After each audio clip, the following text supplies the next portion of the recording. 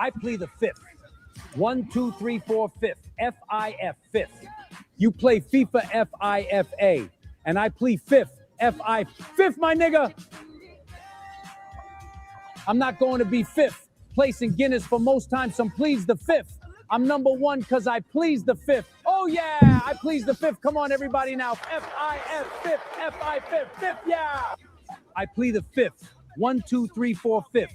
I fifth. I have this important document. Read that, what that say? F-I-F. I plead the fifth. Oh, I please the fifth. Yeah, yeah, yeah. I plead the fifth. What's up, everybody? How's it going? If you're watching on Rumble, refresh. Someone's saying it's not working. What? Why am I see so dark in here? What's going on? I don't know. What's up, everybody? How's it going? What's up, Genome Editor? So glad you're back. It's been a while. Had a shitty month, a bad health, culminating in surgery last week, but I'm back, baby. Let's go. Proud of your boy. Well, thank you, Genome Editor. I'm so glad you're back. So happy to see you. I was a little worried, but I knew you'd be all right. Thanks for being here, and we'll try to keep the show pithy for you, just for you. What's up? How you doing, Jen? Thanks for stopping by. It was fun watching Fauci squirm. Well, we're going to talk about it. It's not playing on Rumble. You just got to refresh. Gundam, I'm sure it's got it. Just refresh. Refresh or open and close the stream. Yeah. So let's see who else is here tonight. Miss Gatlin's here. Yes, Gundam Zig's here. Yeah, Great Eagle's here. What's up? How you doing? 1958 Les Paul's here. Lady Bama, what's up? Great to see you. Jonathan, good to see you. American First, awesome. Shadowings, great to see you. Hope it helps. It definitely will. I hope. Let's see. For some reason, nobody got that. It says Snake Eater was gifted a membership. Thank you so much for gifting the membership to Snake Eater.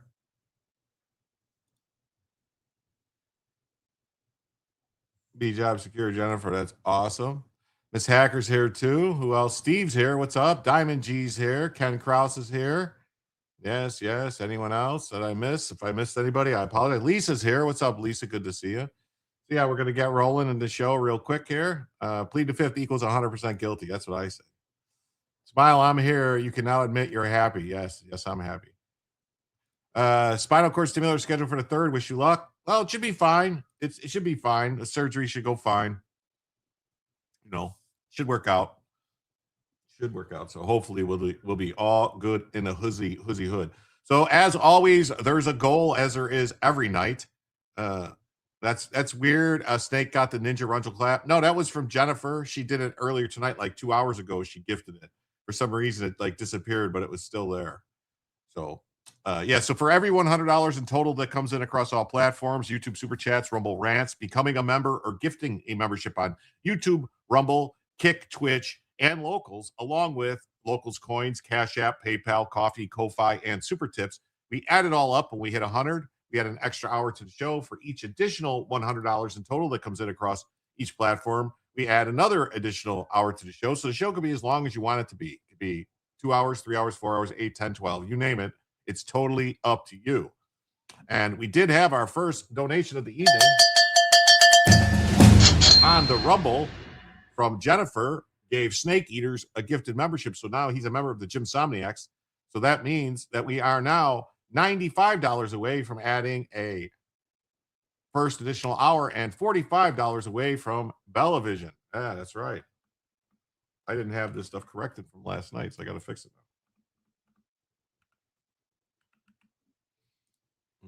So thank you all so much.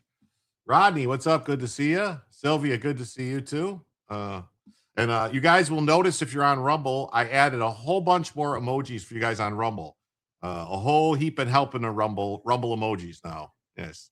Whole heap of helpa. Whole heap of helpa of Rumble. Rumble. There might be giants. Yes, there could be. There could be. Yes. We'll keep you in our prayers, Steve, but I'm sure you'll be fine. It's very, very easy in and out surgery. You should be fine. So the first story of the evening is we're going to talk about a little Fauci and his ouchie and stuff. So unless Fauci's held accountable, America will never recover from his lies.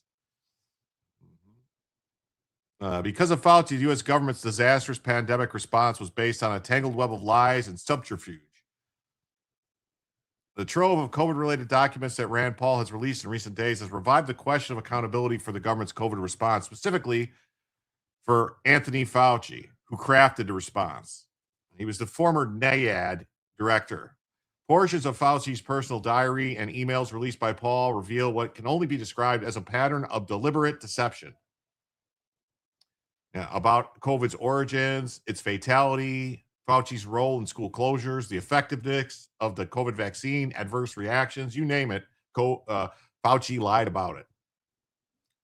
There's almost nothing it seems Fauci didn't lie about, but his lies about COVID, its origins, and the U.S. funding of gain-of-function research stand out because they're closely related.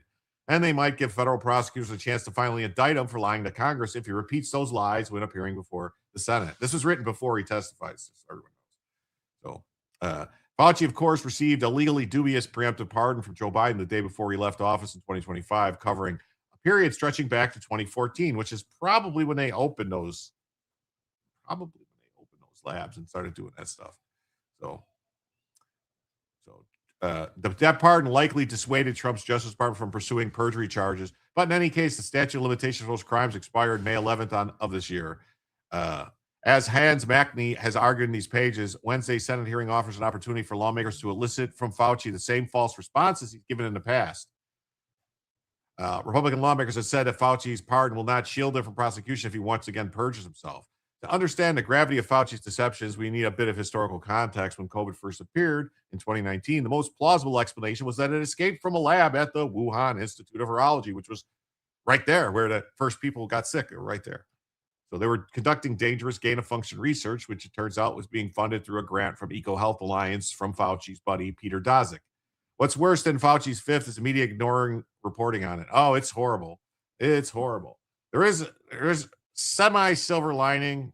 All right. I'll cut to the chase for you guys so you know. The Florida Attorney General is looking at charging Fauci now for something. I don't know what, but we'll see. And also, it's quite possible that he broke the law by refusing to answer questions because he does have a pardon.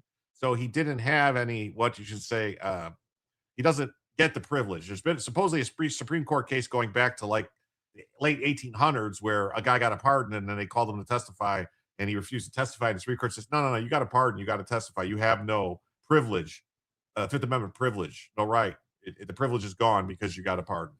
So yes, Occam's razor, Tim. Occam's razor it is. Contempt of Congress. That's what I'm thinking they're going to go after him for. We'll have to see. It's going to play out. It's going to take a while. We'll see what happens. So part of the work was funded by EcoHealth Alliance, who had a subcontract from an NIH grant to the Wuhan lab for gain-of-function research on bat coronaviruses. Yet Fauci testified multiple times under oath that they never funded it. He doesn't know about it, nothing about it, blah, blah, blah, blah, blah. So Fauci stated categorically when Rand Paul asserted that NIH indeed funded such research, Fauci snapped, "You're entirely and completely incorrect.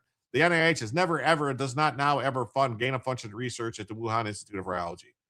So at a follow-up hearing 2 months later, Fauci declined to retract the statement. If anybody's lying here, Senator, it's you. So in making the dramatic assertion, Fauci was relying on a narrow technical definition of gain of function, which was only formalized by the White House Office of Science and Technology in January of 2017, by which time gain of function research has been ongoing in Wuhan for years. Yet Fauci's past statements, as well as notes in his recently released diary, indicate what the Wuhan lab was doing. It was indeed doing gain of function research. What's up, Greg? Yeah, how you doing? Good evening.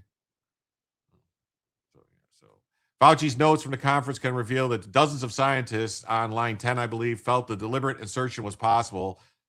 So only 2 of them thought it had zoonotic origins. Those are people that Fauci probably already talked to ahead of time. At least the ball is rolling on Fauci now. He had no real choice but to plead the fifth today. No, he could have. Regine Reynolds, what's up? Great to see you. Thanks for being here tonight. Rob White said, "This is my other account." Hey, well, thanks, Rob. So it's possible that he didn't have to plead the fifth. He could have just answered truthfully. If he would have just answered truthfully, he couldn't have gotten any trouble. Yes, I liked watching Fauci's lawyer get kicked out too. Fauci not only never revealed his role in the creation of the proximal origins papers, which he later cited as an independent authority, but he also appears to admit in his diary what was happening in Wuhan was indeed gain-of-function research.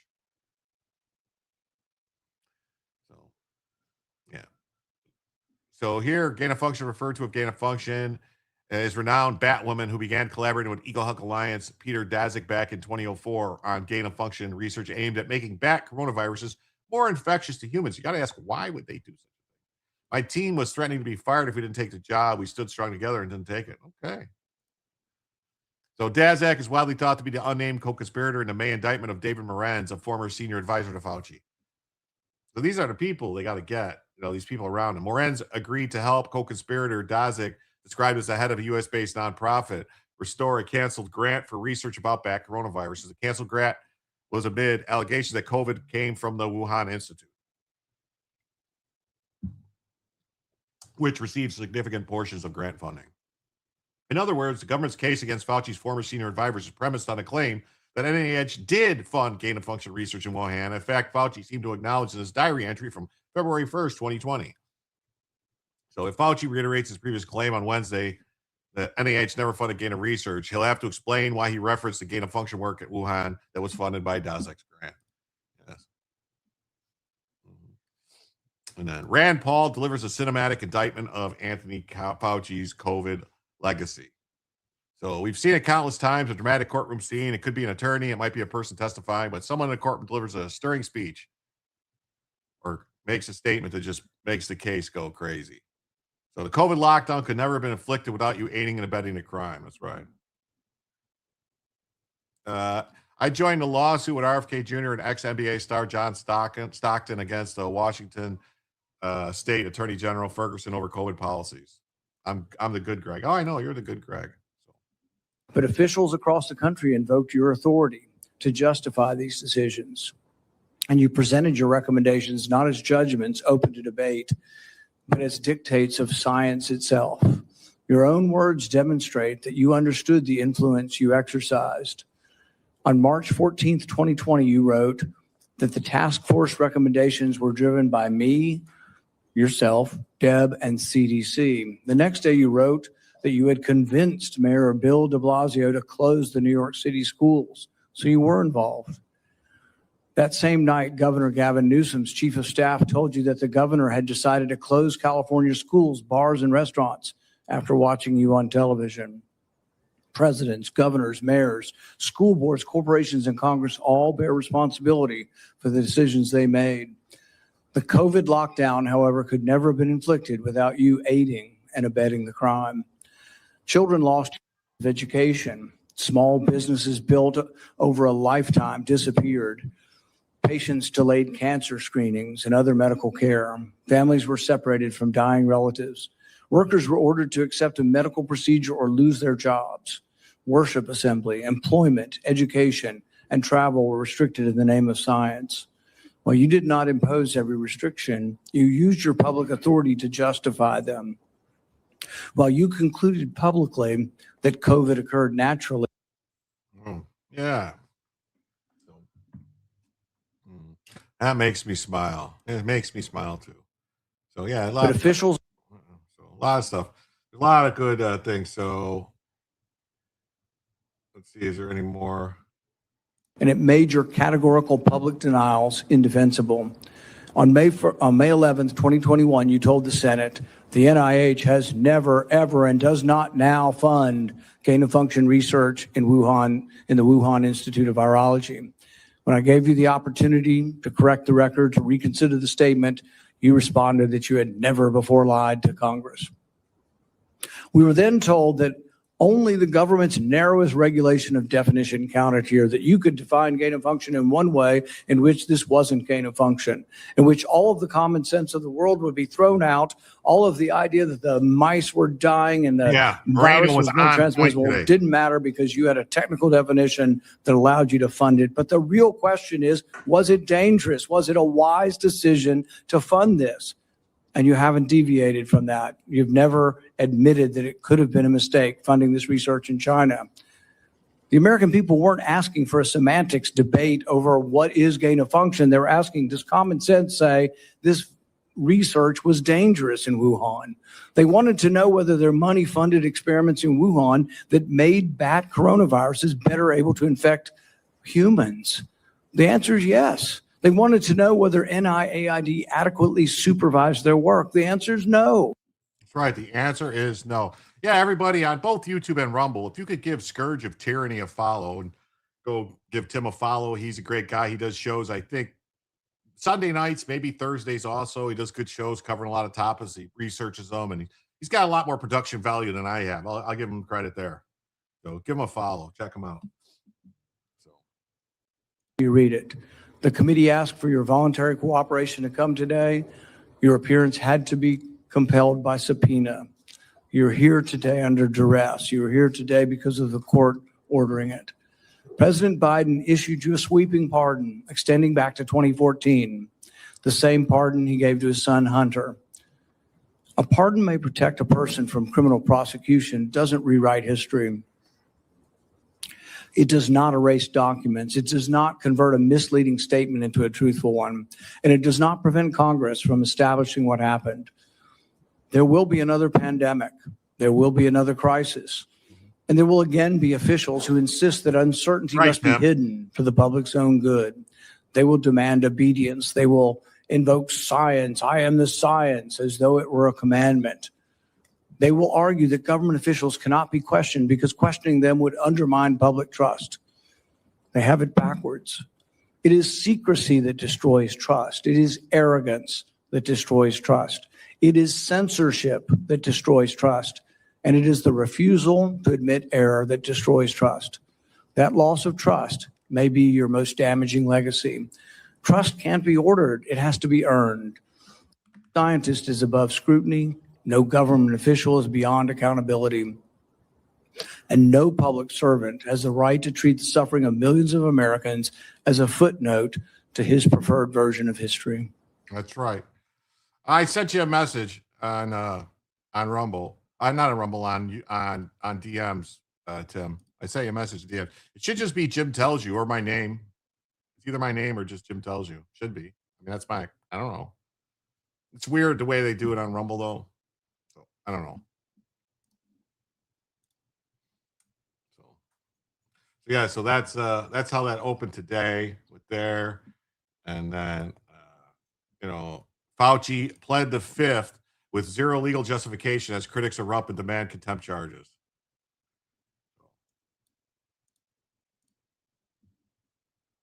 Network connection lost. What are you talking about?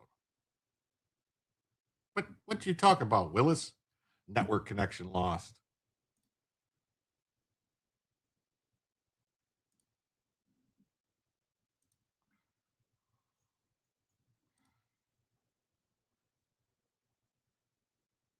What are you talking about? I gotta. The hell are you talking about? Is that why? Because of the commercials? Seriously, I guarantee that's why. It's because of the commercials. Oh, now they got all these pop-ups. Oh, you motherfuckers. Yeah, because I had my ad blocker on. What a That's bunch rough. of jerk shit. So I had my ad blocker on. So it wouldn't let me play it because I had my ad blocker on. Oh, boy, do I hate you, Fox. So former infectious disease guy Fauci repeatedly refused to answer questions. Had people enraged. Mm-hmm. Like replace. Are you fucking serious? Fox, what is wrong with Fox?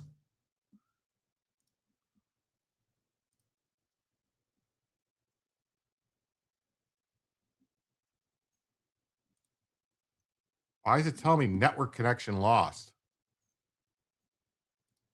I don't know. This is pissing me off now. What a fucking joke. Anyway. Now I got to find it somewhere else.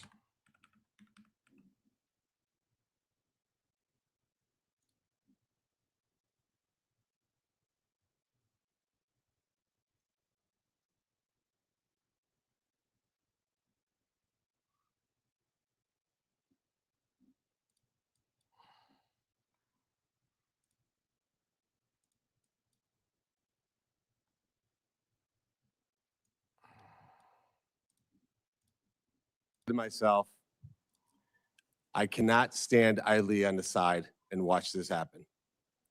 It was about 6 years ago today that I decided I'm going to give up my Yeah, I'm on businesses, Chrome. I don't know. I sell them just all, updated and run for office, run for the United your States Senate. VPN. Yeah. Here I am sitting in front I of think you it's my 6 years VPN. later saying, who the fuck do you think you were for doing that? Uh-oh. It is a total disgrace what you did to this country. And if my Democrat colleagues are standing there defending you, I hope the voters of the United States of America watch the clips of every one of you doting on a guy who was more interested in being a celebrity than saving American people. I will make it my mission to make certain that every single one of those Democrats who did that will see that clip over and over and over again. Because there is no defense of what you did. You may have had a 50-plus year legacy of public service, but it ends in total and complete disgrace. So let me ask you an opportunity to answer one question. Will you apologize, just apologize, to the people who you harmed through your actions? Will you say, do you have the dignity to just say you're sorry? On the advice of counsel, I respectfully decline to answer based upon my rights under the Fifth Amendment to the Constitution. So you won't apologize to the military members who Joe Biden summarily dismissed from the military for not taking the vaccine? On the advice of counsel, I respectfully decline to answer based upon my rights under the Fifth Amendment to the Constitution. Will you apologize to the business owners that lost their business, shattered their lives, and they'll never recover? On the advice of counsel, I respectfully decline to answer based upon my rights under the Fifth Amendment to the Constitution. Will you apologize to the moms who had to force their infant children, 2, 3, 4-year-olds, to put masks on, and what that did and how that traumatized those kids?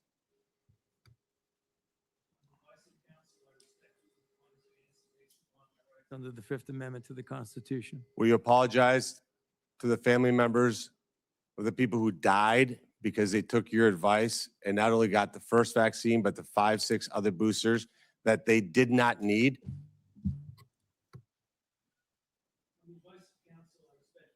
To answer based upon my rights under the Fifth Amendment to the Constitution. Will you apologize to that mom from Ohio for being arrested for watching a football game with her family?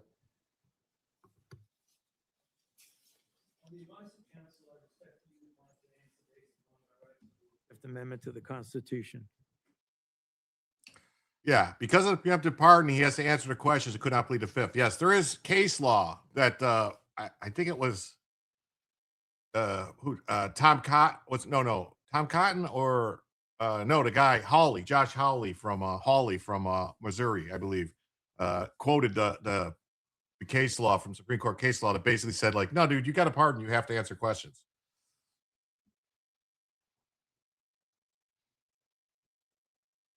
Yeah, I thought because of the pardon. Yeah, he's not supposed to. That's the thing. It's gonna have to go to court, and they're probably gonna have to and they're probably gonna force him to testify.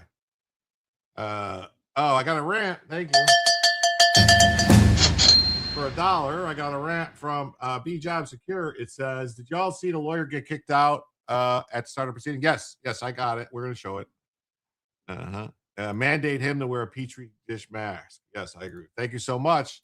With that, that means we're now $94 away from adding a first additional hour and $44 away from Bellavision. Thank you all so much. And then there's another clip here from Moreno that he posted.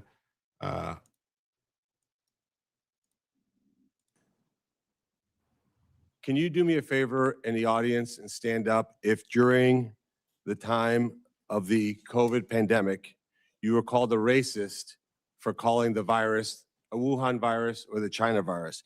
If you thought the 6-foot rule was total crap, if you thought the vaccine wasn't something that you should take, if you thought it was outrageous the way the mask policy was rolled out, if you were fired from your job for not taking that vaccine, including members of the military, if you thought closing schools was catastrophically stupid, and that you thought that during these times saying these things made you somehow a lesser human being.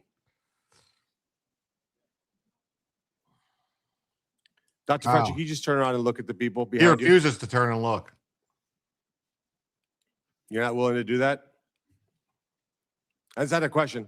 It's not a question. To your lawyer, it's not a question. It's a request. All you have to do is look up from your lawyers and look at the people Bats? How you doing? Great to see who you. were absolutely shamed for saying what we know now to be the truth. You can't even look at them? Wow. Hoppy Hops 2262. Thank you so much for the 67 joules, but I will keep that in my mind, but that was roughly 60 cents. So, you know, I can't really take that off the go, but thank you. I appreciate it. Thank you so much for the gifts. It warms my heart. I heard Senator Rand Paul explaining the reasoning behind kicking the lawyer out. Well, yeah, the lawyer was not even supposed to sit. They said you weren't called as a witness. You don't need to sit at the table. He wanted to sit at the table and he wanted to keep talking and interrupting and saying things, and it's basically answering for Fauci. Yeah. Fauci knew it was the truth all along. Yes, he did. Yeah, Fauci invokes the Fifth Amendment, refuses to answer for his COVID corruption. White House, COVID czar, Fauci pleaded the Fifth during a Wednesday testimony. I heard 111 times. It's an interesting conundrum legally. Well, not really. The moment came after the former health diaries, which documented his self-aggrandizing behavior, collusion with corporate media, and falsehoods, were released to the public. On advice of counsel, I respectfully decline to answer based on my rights under the Fifth Amendment of the Constitution, Fauci said when pressed by all the people on the committee. The Democrats didn't even bother trying to ask him any questions. They just glazed them. Fauci knew about the efficacy and lethality of the Petri dish masks, and it stops only droplets. It's just theater, leaked emails. Oh, yeah, he knew about it. He claimed the Kentucky senator has an obvious obsession calling for his prosecution. Well, I think he should be prosecuted. Let the chips fall where they may. And his lawyers, quote, behind bars. Fauci invokes the Fifth, refuses to answer any of Rand Paul's questions. And so the American people would want to know, how could you approve this dangerous research in China, say that you trusted the Chinese scientists, and then in the end, you had to admit that you'd never been there, and none of your inspectors had ever been there. Dr. Fauci, had any of the labs where this dangerous research was occurring, were any American lab oversight or lab investigators? Did they ever appear in these labs to make sure that they were safe labs? On the advice of counsel, I respectfully decline to answer based upon my rights under the Fifth Amendment to the Constitution. Wow, that's crazy. Yeah, Tim's right here. It says it might have been an interesting conundrum before the court ruled on it long ago. That's right. The court ruled on it long ago. And it had to do with somebody being called in to testify in Congress, tried to plead the Fifth, and the court said, no, you can't. You can't do it. Fauci killed more people than Hitler. That's quite possible. It is. It's quite possible. I mean, if you add it all up, he did. Paul said throughout his remarks that Fauci owes the American public an apology, which he does. Because he sent more than $500,000 worth of government grants to EcoHealth Alliance, which did gain of function research, and he lied about it. The American people deserve answers. So, following multiple disruptions, Paul had one of Fauci's attorneys removed. So, this is going to be here.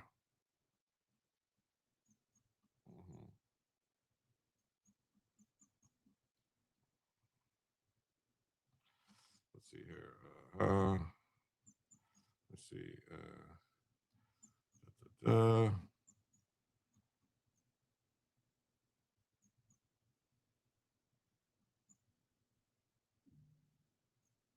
Fauci's attorney speaks out after getting kicked out.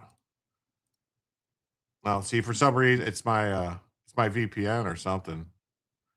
Won't do it. Well, that sucks. For some reason, Fox won't let me play anything. Senator Ron Johnson drops bombshell after bombshell on the COVID shot. Dr. Fauci, I hope the American people listen very carefully to Chairman Paul's opening statement. I think it's a stunning indictment of the actions you've taken that have been so destructive to global health. I certainly understand why you needed a pardon. I certainly understand why, on the advice of counsel, you're not answering any questions, because I think it'd be almost impossible for you to answer the questions truthfully without really demonstrating what you did, your culpability, self-incriminating. We have, all of us has prepared a lot. I've been deluged with questions to ask Dr. Anthony Fauci. There are so many legitimate questions that deserve answers, and now you're not willing to provide those answers. So with my limited time, I'm going to talk about things that my investigation have revealed that have not been adequately answered, and quite honestly, haven't been adequately covered by the legacy media. I'll kind of combine the questions into kind of one, but you know, I certainly, let's put up the last COVID chart. I was warned pretty early on about the dangers of the experimental gene therapy that you've called a vaccine, but it really falls under the definition of gene therapy. So let him cook. I was going to ask you, I mean, were you carefully monitoring the safety surveillance systems like VAERS and vSafe that literally were deluged with complaints? You know, currently, worldwide, there have been almost 1.7 million adverse events reported to the VAERS system. Of those, over 39,000 were deaths. And of those deaths, 24% occur on the day of vaccination within 1 or 2 days. 24%, which, by the way, just happens to be the same percentage that a Rasmussen poll pointed out. The American public believe 24% of the American public believe they know somebody who died of the experimental gene therapy. So again, I was certainly interested in asking you whether or not you were following this as carefully as I was. It's not my responsibility to follow safety surveillance systems, but I did. And by the way, when I published, this is actual government information. When I published it and people had me on their shows, I'm wondering who she is, because I'm going to tell you right now, she looks very much too attractive to be some aide in Congress. I want to know what senator is doing things they shouldn't be doing with this intern or staffer, because she's very much way too attractive to just be some low-level staffer. That's all I'm saying. 6 foot separation was BS. Yeah, the 6 foot separation thing was from the late 1880s. Yes. She needs to eat. Yes, she does. It would be censored by Facebook. They'd be deplatformed. I think largely at the behest of the actions you took to make sure that disinformation wasn't spread. This wasn't disinformation. This was the truth. So I was going to ask you whether you knew Dr. Marks. I think you do know him. He's the head of CBER. He's the man who is in charge of approving vaccines and surveilling for the safety. My investigation shows that on March 1st of 2021, less than 3 months after the emergency use authorizations, he was warned by Dr. Anna Scharsman, data mining expert, that the algorithm they were using to analyze VAERS data was going to hide in mass safety signals. 26 days later, and 3 months consecutively after that, they did data runs with a new algorithm that unmasked those safety signals. They showed dozens of safety signals, including sudden cardiac death, cerebral artery occlusion, basal ganglia stroke, agonal rhythm, Bell's palsy, and pulmonary infarction. Your diaries now show that you actually suffered pulmonary infarction in, I think, probably June 2021. I was just wondering whether you ever went through your... How do you, what do you mean you could fix her? Why is there anything wrong with her? She's clearly got a job, and I don't know. I mean, I don't know that there's anything wrong with her. She looks perfect. The gum chewing was a bit off-putting. Okay, well, everyone can't be perfect. The jab is literally just a transfection. That means cardiovascular cells are potentially ticking time bombs. One cell dies naturally 10 years later, and you can get an immune response inside your body. Yeah, it's crazy. Yeah, that is a very pretty lady, too pretty to be anywhere near Senate chambers. Hello, my fellow JimTellsYou. Vince, thanks for being here. Poncho, evening. How you doing? Jim would break her. Well, that comes with swelling. Yes, could be. Yes, not very ladylike. Not very ladylike at all. Mind that maybe that injection, all those boosters you took, might have caused that. Might have caused it. Maybe all those boosters. That's right. It could have caused it. So here we go. Rand Paul kicking Fauci's guy out. The chairman has denied your assertion of privilege and directed you to answer, but you nonetheless refuse and stand on privilege despite the existence of the pardon. The committee will have to consider after this hearing what appropriate action should be taken against you for the failure to testify after being directed to do so. It's against the law to obstruct an investigation of Congress. There will be repercussions to your refusal to testify today. Senator Peters.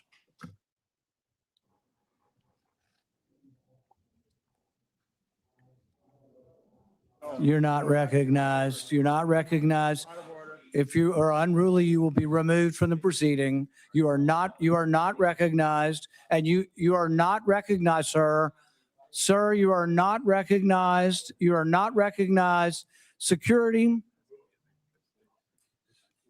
we'll hold off, but you will respect these proceedings. You were told not to sit at the table. You insist on sitting at the table, and we told you would not be recognized. You are not invited here for testimony, sir.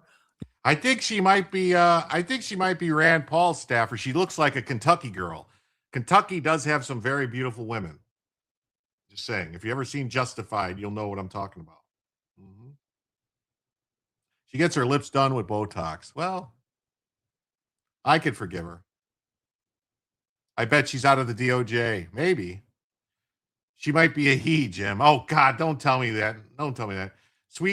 My sweet Mary had a bacterial nasal infection that morphed into pleurisy, sepsis. Rest in peace. Couldn't expectorate. Wow. Yeah, she does look like she's from the South. I would say Kentucky. That's not true. Stop it. She has sleepy eyes of death. I don't know. Hey, Lisa, how you doing? That's a strong jaw. Well, she's possibly be the parliamentarian. No, the parliamentarian is an older woman in her 60s. That's the lawyer for Gold Bar Bob. The lawyer getting yelled at, yes, is Bob Menendez's lawyer. Yeah, just tell him to shut the fuck up. Like I said, thousands could be culpable. Thousands jail time, yes. I think she's left right after the lawyer was kicked out. No, I don't think so. Swelling in your cardiovascular system is a bad time. Yes, a close-up just for you. Gundam says if somebody breaks her, I can fix her. She's not a trans. No, she's not. Is that why we're watching this? Just to critique this chick? No, not at all. Not at all. Thank you, Jim. My family's from Kentucky. No problem. I was guessing it's probably Rands. Yes, probably Rands. You are being disruptive. Would you behave this way in a courtroom? No, because the judge would put you in jail. I can't do that today, but I can have you escorted from the premises. So I would say, sir, sit quietly and don't say another word. I said, sit quietly. You are not recognized. Another word and you're gone.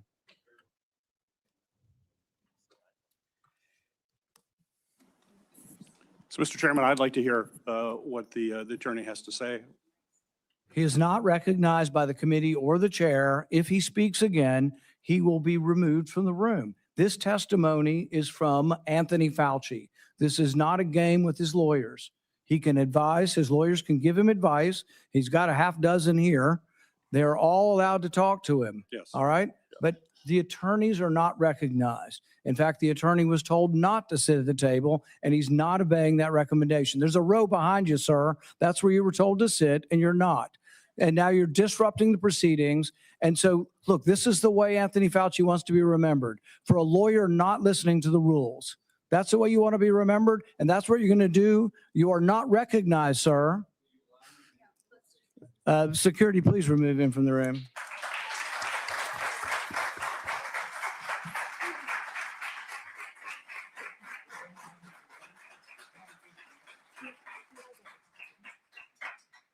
Berkeley graduate? Okay. Any updates from SEDCOM? We'll check.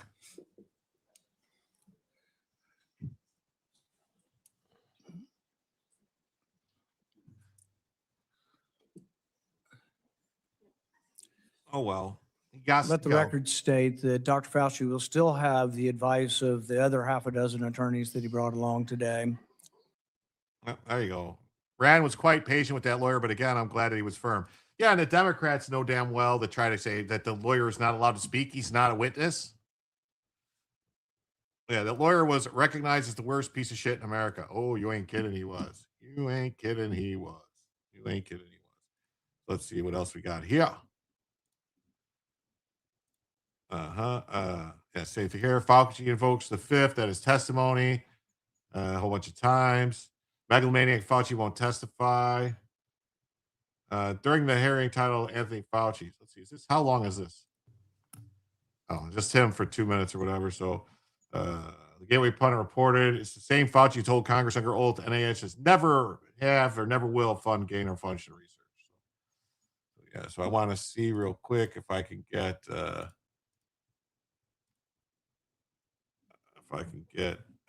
let's see here.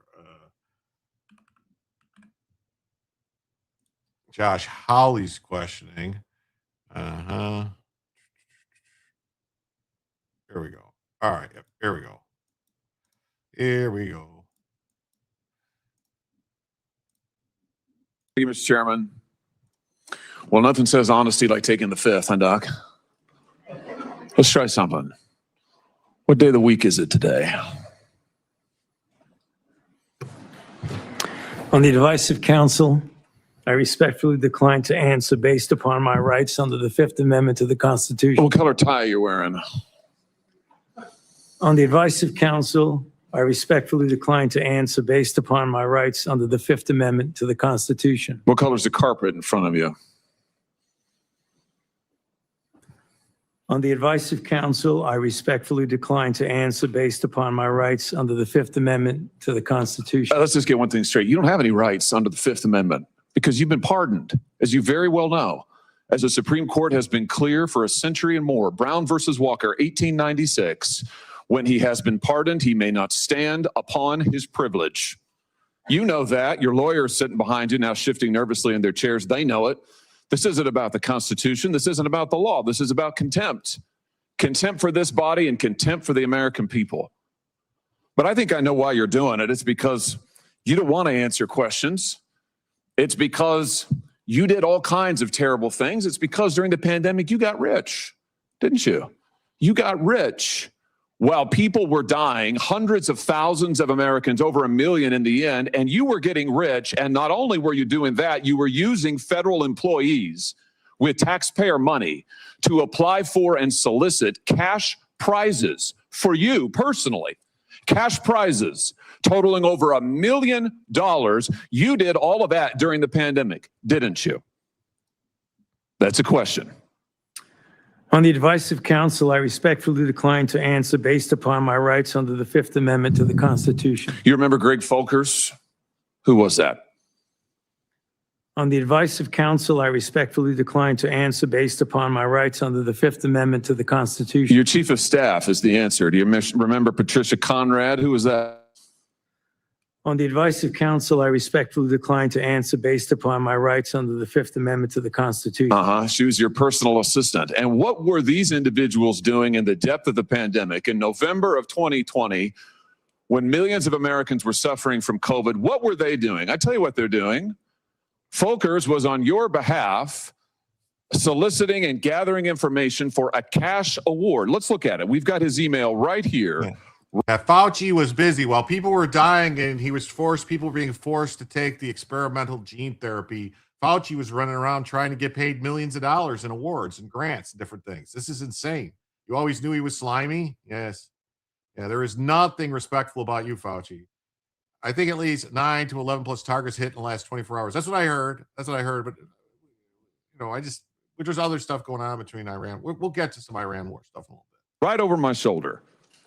Folkers says, I'm working on this nomination for the Dan David Award for Fauci. We need to beef up the COVID part. Do you have language in the can that you could share that delineates how we responded in new ways to COVID? He sends this to multiple federal employees. What was the Dan David Award? Do you remember, Doc? On the advice of counsel, I respectfully decline to answer based upon my rights under the Fifth Amendment to the Constitution. It was a $900,000 cash award. $900,000 cash award. And he got it because he used federal employees to get it. And this wasn't the only award, was it, Dr. Fauci? In fact, you applied for and received at least 8 other federal cash prizes on federal time using federal employees and federal resources. Here they are over my shoulder. Besides the Dan David Award, you've got the Partnership for Public Service. You've got the Adelson Prize. You've got the Smithsonian Award. You've got the National Academy of Medicine's Award. You've got the CDC Foundation. In fact, you turned your staff into a full-time application machine. You actually wrote to people and said, yes, a lot of people don't realize this. Fauci's wife, Fraud Fauci's wife, was the head of ethics at NIH, who basically allowed all this stuff to happen. Pam says, I love Josh. Wish he was my senator. Yeah, they are called kickbacks. Yes, they are. Watch Dr. G on this. Yeah. And we had Pancho 55 says, I ordered biltong Monday night, got delivered today. That's customer service. Yes. Excellent customer service. Rapid shipment, all brought to you, from it's all American made. You can't go wrong. 50% protein, fast service. You get your, either Wagyu or Angus, grass fed, you can't go wrong. All right. And if you want to get some yourself, you can go to www.biltongusa.com and use promo code Jim and save 10%. Those 8-ounce bags make excellent gifts. And if you really, really, really want some spice in your life, a little spice in your life, go for the Ghost Pepper or the Carolina Reaper. And if that's a little too hot for you, then check out the Peri Peri and check out some of the other stuff they have. They have cookies, cakes, snacks, and candies, and from all around the world that are really tasty. And they also have a bunch of, other like sausages, the Drowers and the Cabanassi that's really good. So check them out and head on over to www.biltongusa.com. Tell them Jim sent you by using promo code Jim. Save 10%. Do you think maybe I'd qualify? And you got cash for all of this. And it wasn't just 1 or 2 employees, was it? In fact, you used 8 separate federal employees on federal time using federal resources to solicit cash awards. Isn't that true? On the advice of counsel, I respectfully decline to answer based upon my rights under the Fifth Amendment to the Constitution. Here they are right over my shoulder. Here's all of them. The people that you use, federal employees, so that you could go and get cash money. And the most hilarious part is that you weren't content to even dragoon them into applying for all of these cash awards. You then had them go out to the ethics agencies and ethics watchdogs and demand that you be able to get the money. That's right. We've got it in your emails. Your staff and employees on federal time, using federal resources, being paid with federal dollars, are soliciting cash for you. And then they're turning around and saying to the agency, we don't want just an answer. We want to get to yes, because Fauci wants the money. He wants it. We want to get to yes, and yes takes time. This is your chief of staff again, using federal email to pressure the agency's own ethics people so that you could get money, so that you could get rich. And it violated the law, didn't it, Dr. Fauci? Didn't it? It violated the law, didn't it? Is that a question? It is a question. You can answer. Go ahead. On the advice of counsel, I respectfully decline to answer based upon my rights under the Fifth Amendment to the Constitution. Federal law, as you very well know, prohibits the solicitation of cash awards or other personal benefits for federal employees. And it certainly prohibits using your own employees to do this. 5 CFR section 2635-205B. It says it right there in black and white. You cannot use federal resources, federal dollars, federal employees, federal offices, federal email, federal time to solicit cash awards. And you did all of it. And the worst part is thousands of people were dying while you were doing it. You were supposed to be the nation's doctor and you're playing one on TV, but this is what you were doing with your time. Isn't that true? On the advice of counsel, I respectfully decline to answer based upon my rights under the Fifth Amendment to the Constitution. Yeah, I can see why. I can certainly see why. You know what I can't quite figure out is that why you were so obsessed with it, because you're already rich. I mean, and your scheme worked here. I mean, your net worth now is north of $12 million. You got over $1 million in cash awards during COVID, during a 12-month, 24-month span during COVID. $1 million you knocked down in cash money using federal resources. Now you're worth more than $12 million. You've got a pension that in its first year paid out north of $400,000 a year. 1 million people dead, you're getting rich. 1 million people dead, you're using federal employees to get cash awards for you. 1 million people dead, and you're here taking the fifth because you don't want to admit that what really happened in all that time was a multi-month, multi-year course of self-dealing. Isn't that true, Dr. Fauci? On the advice of counsel, I respectfully decline to answer based upon my rights under the Fifth Amendment to the Constitution. Yeah, well, silence is admission. And here's the real thing. At the end of the day, it wasn't just about the money, really, was it? It was really about a power trip.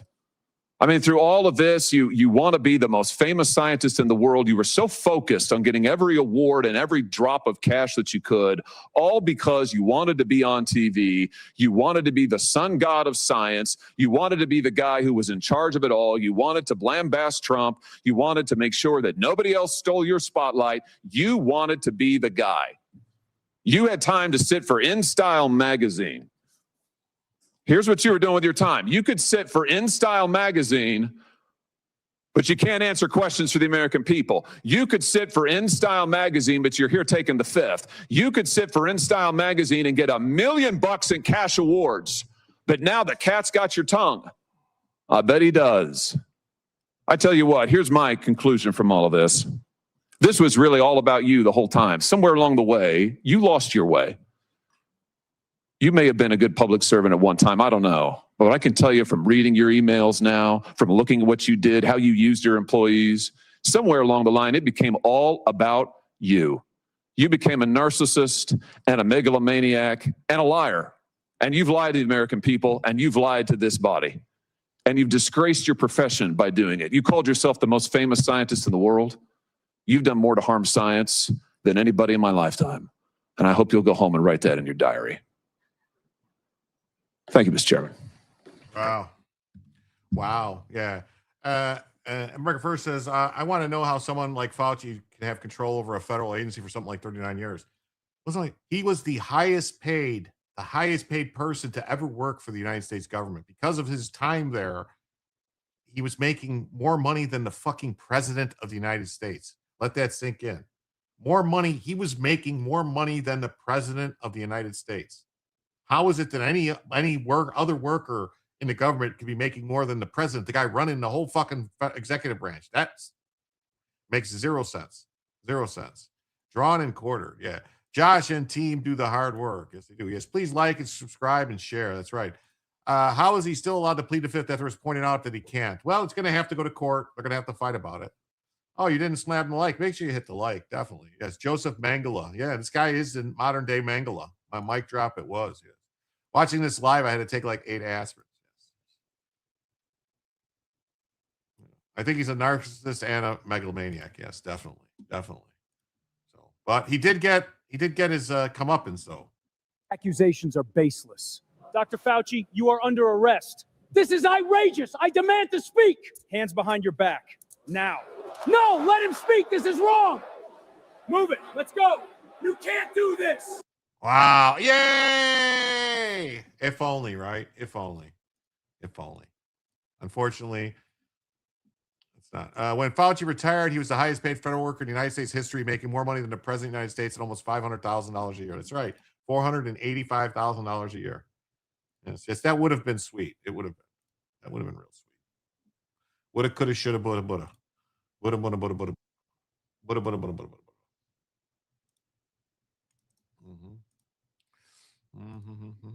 woulda. Rand Paul announces vote to hold Fauci in contempt of Congress. Yeah, so Senator Rand Paul on Wednesday announced that the Senate will be Windows 11 needs an ass whooping. You ain't kidding. It's acting real stupid. So Fauci, the former head, he invoked the fifth a bunch of times, and Rand destroyed a bunch of lives. And Rand Paul said they're going to have the vote. They're going to have the vote. FirstUnitedPayments.com stands directly in the tyrant's way. Thanks. Stands in the tyrant's way. Yeah, get him. If I were to die tomorrow, I'd want everyone suffering from memory loss to know about this honey recipe. Wow, honey, it might sound Next week on contempt. I think there's another legal question that the courts may have to decide upon, and that is whether or not a presidential pardon that offers you complete immunity, that you can still claim that you need protection from immunity when you've been protected. Because Dr. Fauci isn't liable for anything as long as he tells the truth, even if he admits that he destroyed records on a routine basis. His assistant said she destroyed a ton of emails. I think it was a routine thing. I think he destroyed throughout his career there probably thousands of emails. Even if he did that, as long as he answered truthfully, yes, I did. I didn't think that was important. I made a mistake. You can't be prosecuted for it. Many of the things are outside the statute of limitations as well. All he had to do today, if he wanted to testify, we played it already, Hank. As long as he was honest, even about committing a crime, he would have no jeopardy. But I think the pardon has given him more immunity than most people would ever get. Like if you offer a witness immunity in exchange for testimony, he has blanket immunity. The president gave him blanket immunity for virtually anything he could have possibly done, while at NIH. So I think we all have to individually answer this question. We welcome you to be part of helping us figure out the question, but there will be a vote, at least right now, though, we plan to be a vote next week on contempt. Okay. Thank you, Mr. Chairman. I don't know what that means exactly. So at the hearing, Rand Paul went off after Fauci for his unlawful use of the fifth. All you had to do today was tell the truth. I think the courts will have to figure out whether you have a complete pardon, whether you have liability. I guess that's a good way. Senator Joni Ernst told Fox News that Fauci pleaded the fifth 111 times. Wow. And then this says, reporters know Rand Paul's contempt vote crusade could be doomed despite Fauci pleading the fifth 111 times. So, I don't know. Do you guys think this is going to play or probably not, right? It's going to tell me, no, network, please check your connection and reload your browser window. This is insane. Everything else is playing fine except for Fox News. So Fox News has got something weird going on. I wonder if somehow they're stopping me from whatever. All right. U.S. forces began launching strikes Yes. Definitely did not want Fauci's lawyer to spoil Fauci's right to take the fifth. Yeah. Would have messed up the whole plan. Yeah.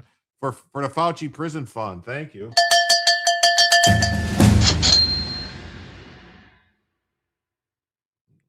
Thanks for the 2. With that, that means we're now 85 away from adding a first additional hour and just 35 away from Bellavision.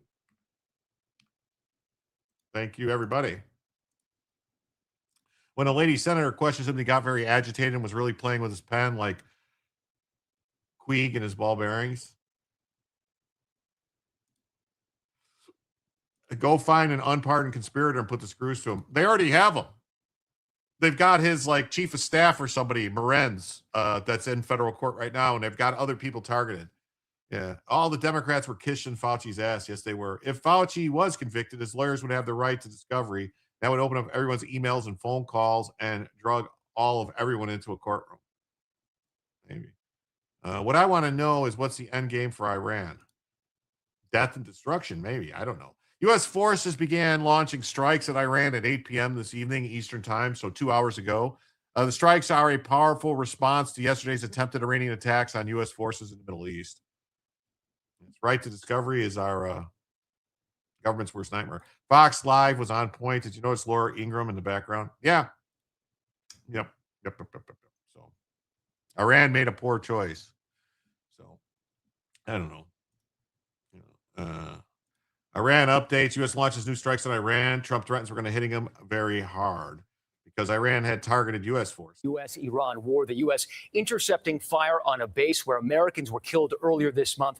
And there's another country now fighting alongside the U.S. CBS's senior national security correspondent Charlie D'Agata has the latest from Amman, Jordan. Iran released videos said to show advanced ballistic missiles targeting U.S. forces in Jordan. A surprise attack on the same base where they killed 3 Americans. What is going on? Americans less than 2 weeks ago. They tried shooting it last night. So we had 5 rocket shot going 8,500 miles an hour, and all 5 rockets were knocked down to the ground. President Trump said the U.S. will hit back. It's our turn, and we'll see if we get there with an agreement at some point, but we're going to hit them very hard.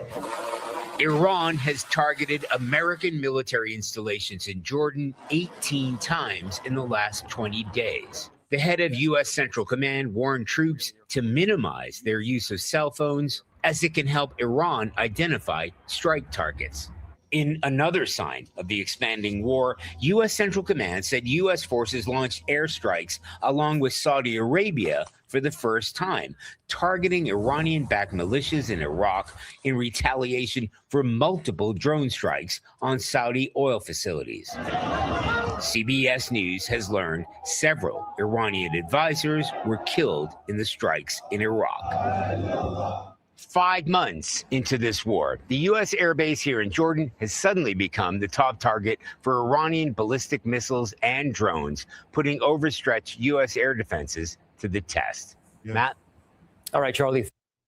Well, what they back-to-back meetings. The thing with Fauci and the stuff is if he lied, they just wanted him to testify and tell the truth. If he lied again, it would restart the statute of limitations. It would be a new lie to Congress. So let's see. It says someone said I got a rant here. So, hey, look at this. Thank you so much.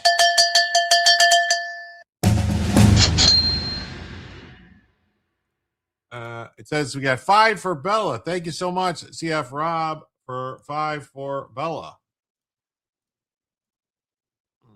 That means we are now 80 away from a first additional hour and just 30 away from Bellavision. Thank you, everybody. 4 chugs of a drink is proper. Well, I just take a couple chugs here and there. Yes, definitely buy some meat from King of Biltong. It's good stuff. United States has trained Saudi fighter pilots and other military personnel for decades under foreign military sales and bilateral security programs. Yeah. That's why Rand had to keep his lawyer from speaking. Okay. Well, his lawyer wasn't called to testify. His lawyer had no business speaking. Fauci was called to testify. What's up, Doc? Great to see you. Thanks for stopping by. Countries like Iran and Iraq will never live in harmony with Western countries. Joe V explained BOG. So that Fauci could take the 5th that him and Congress had agreed on. Oh, I don't know. What's this now? As it can help. Oh, we already saw that. So, what to know about the Iran war today? The U.S. began attacking Iran again Wednesday after President Trump told reporters the U.S. would be hitting them very hard. Drone strikes and Egyptian ports sparked fires on 2 natural gas vessels, according to a British maritime security firm. Which, there was a spike in oil prices today. Oil prices shot up to 83. They were at 78, and they shot up. So yeah, it's not good. Not good per se ish. They were down low,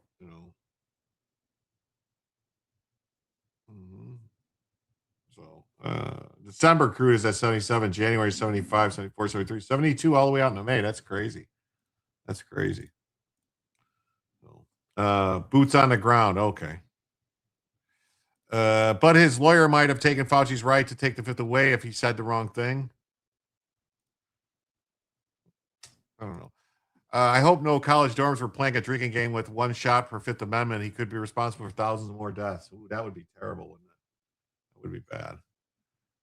So Jordan's military said it intercepted a new barrage of Iranian missiles Wednesday after U.S. military said it thwarted a surprise attack by Iran targeting military forces. What is this? Something new now? Forces in the Middle East. This as the U.S. and Saudis strike Tehran-backed militias in Iraq. And then, welcome back to CBS News 24/7 Primetime. I'm Juliette Goodrich. Today, Iran launched a barrage of missiles at American forces in the Middle East. This as the U.S. and Saudis strike Tehran-backed militias in Iraq. And then take a look at the aftermath of the airstrikes. Buildings and cars were left destroyed by the U.S. and Saudi strike on Tehran-backed militias in Iraq. At least 20 fighters were killed and 32 others wounded in these overnight strikes. So I want to bring in retired U.S. Navy Vice Admiral Robert Murrett to talk more about this. Robert, thanks for joining us. Was it a risk for Saudi Arabia to join the war? Yeah, Julia, I would say that it is. They've been largely kept out of things with the focus on the other Gulf states up until this point, and been communicating very regularly with the Iranians, between the Saudi Arabia and the Iranians, to Kelly, try good to see you. Stay above the fray to some degree. But that's kind of changed, both in terms of the. That doesn't make any sense because there's not really any targets left to hit on the strait. They should be hitting other stuff. I don't know. So Saudi Arabia participated in a strike in Iraq, I guess. It doesn't. I don't know.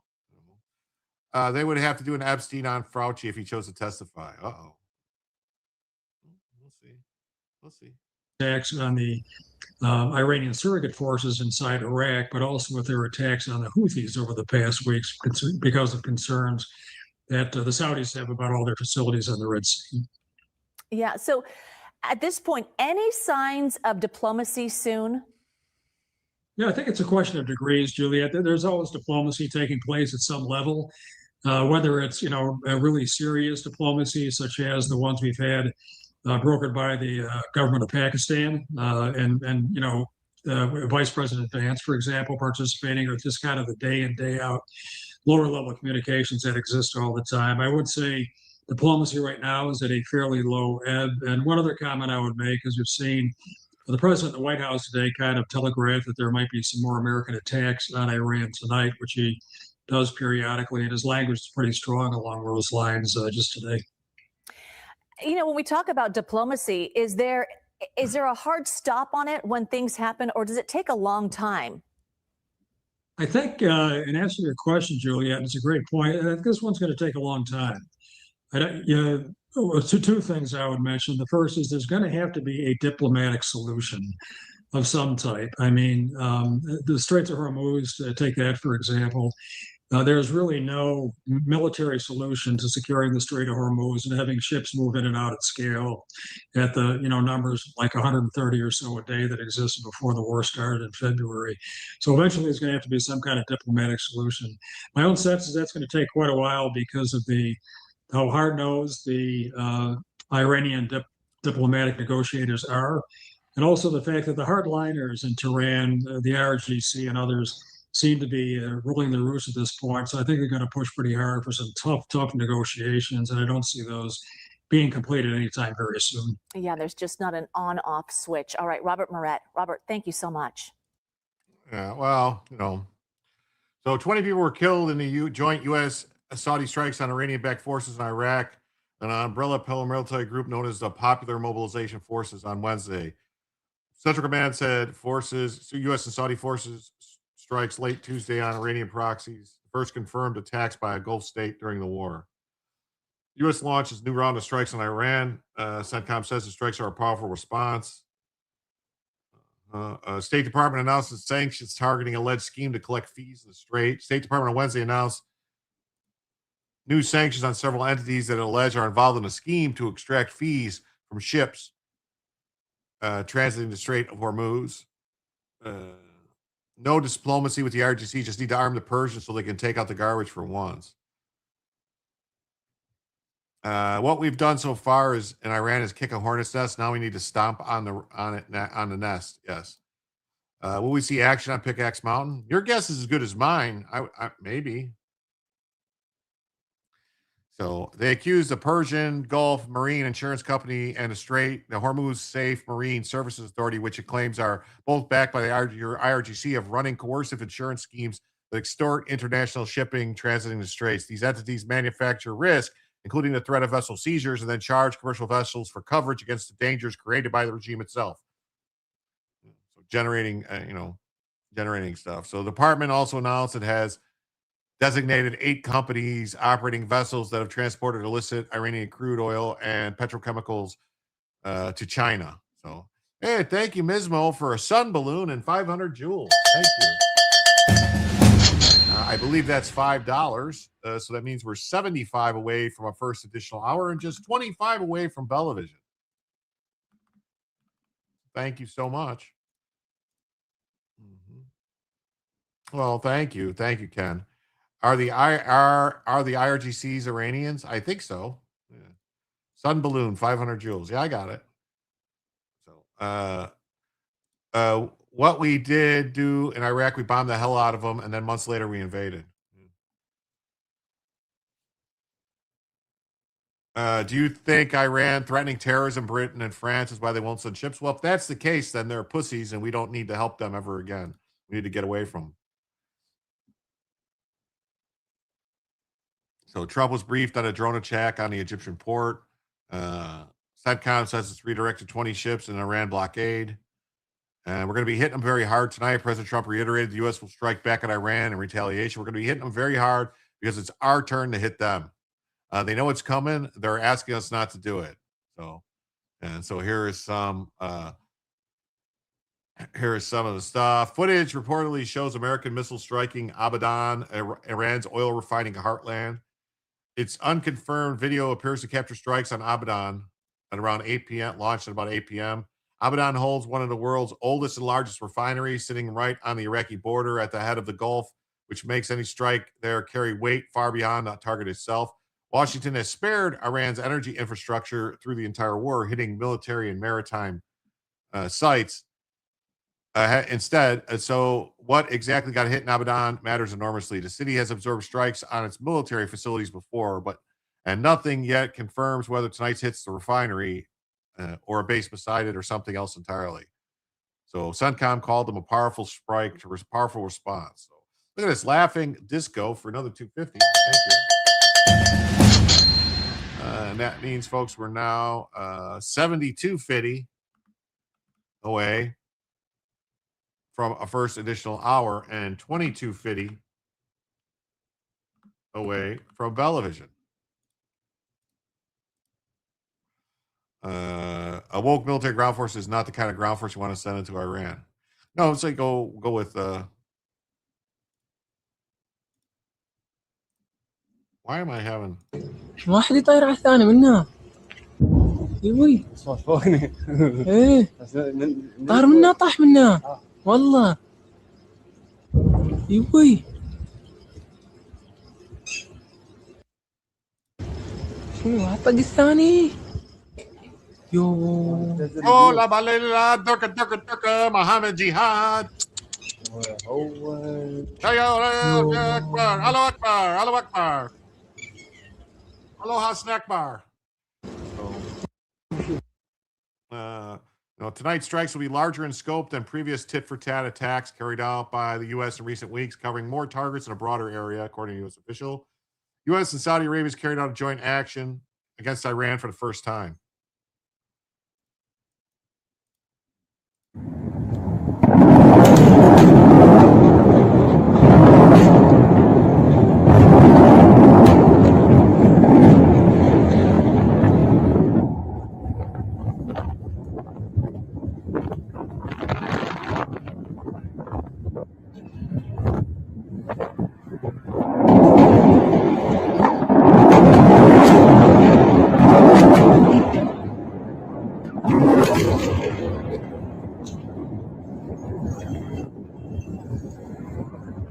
That's right. Help them go to their 72 virgin gold. That's what I say. Send them on in.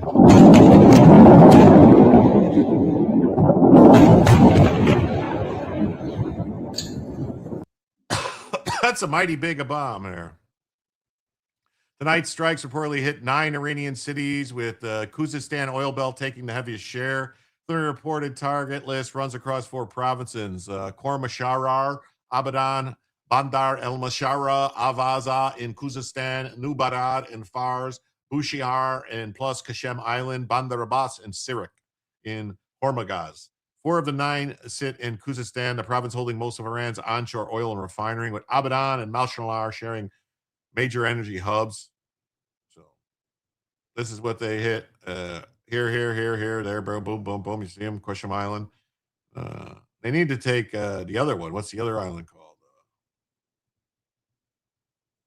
The other island. So everything here is preliminary and unconfirmed. So targets burning across Iran tonight. Explosions reported in Abadan, Abudan, and Bigadan. Ubaduba, Ibadaba, and Bibaduba.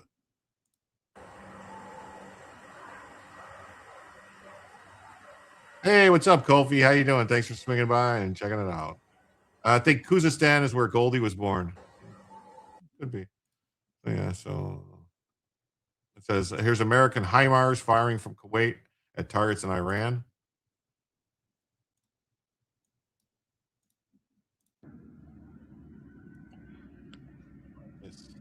Karg Island. They need to hit Karg Island too. Yeah, and Hibbity Jibbity. هاي هسه حاليا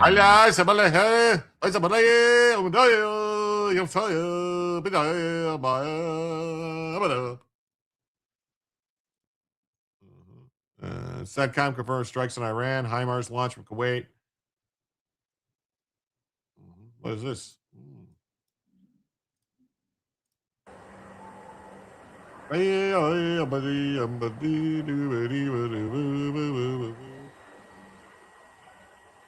We need to take Karg Island. Yes, just take Karg Island.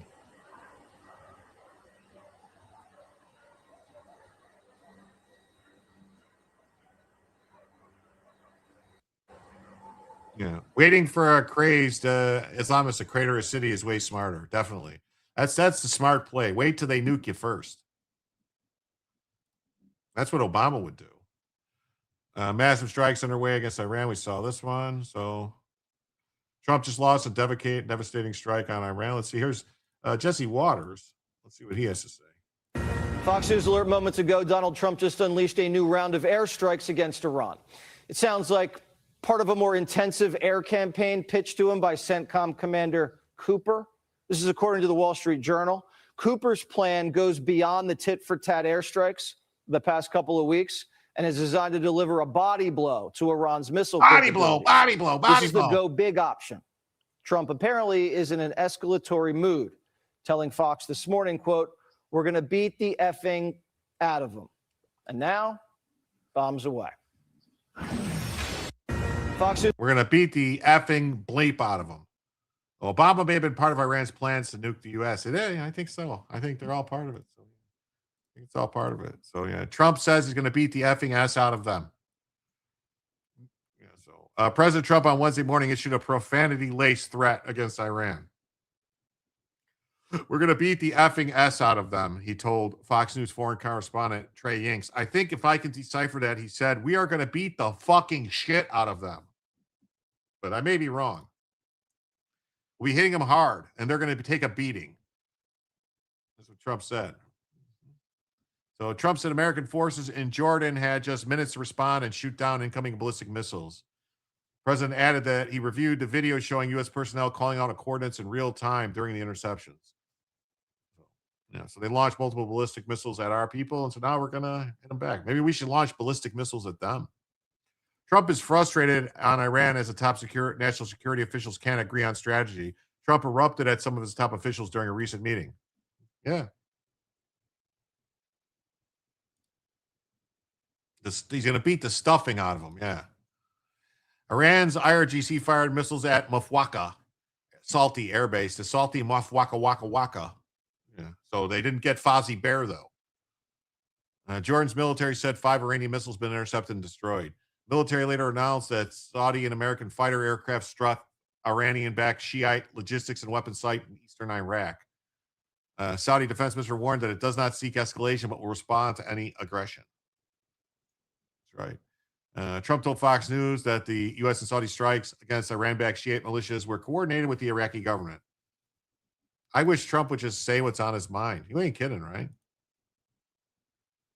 So he's called the militias a cancer on the world.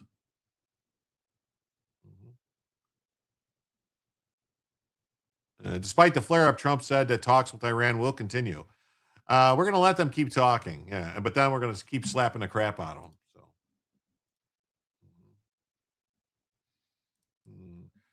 So Breitbart says that Trump, following Iran's attack on forces, we're going to beat the effing shoot out of them. Read what you type. What does that mean? I didn't type anything. Trump said he's going to warn they're going to beat the effing S out of Iran following our attack on Jordan. So on our troops. So they did a surprise attack, and we're going to get them. We're going to beat the fucking shit out of them. That's what Trump said. All right, here we go. President Trump reacting to that Iranian attack on U.S. forces overnight in Jordan. President Trump tells Fox News about Iran, we are going to beat the out of them. He went on to say, we'll be hitting them hard. They're going to get a beating. So clearly the United States is going to respond to what the president described as a surprise attack. A sneak attack. Remember what happened the last time we got sneak attacked? A sucker punch came in, out of the back.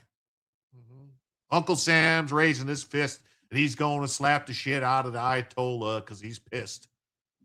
Yeah, that's what's going to happen.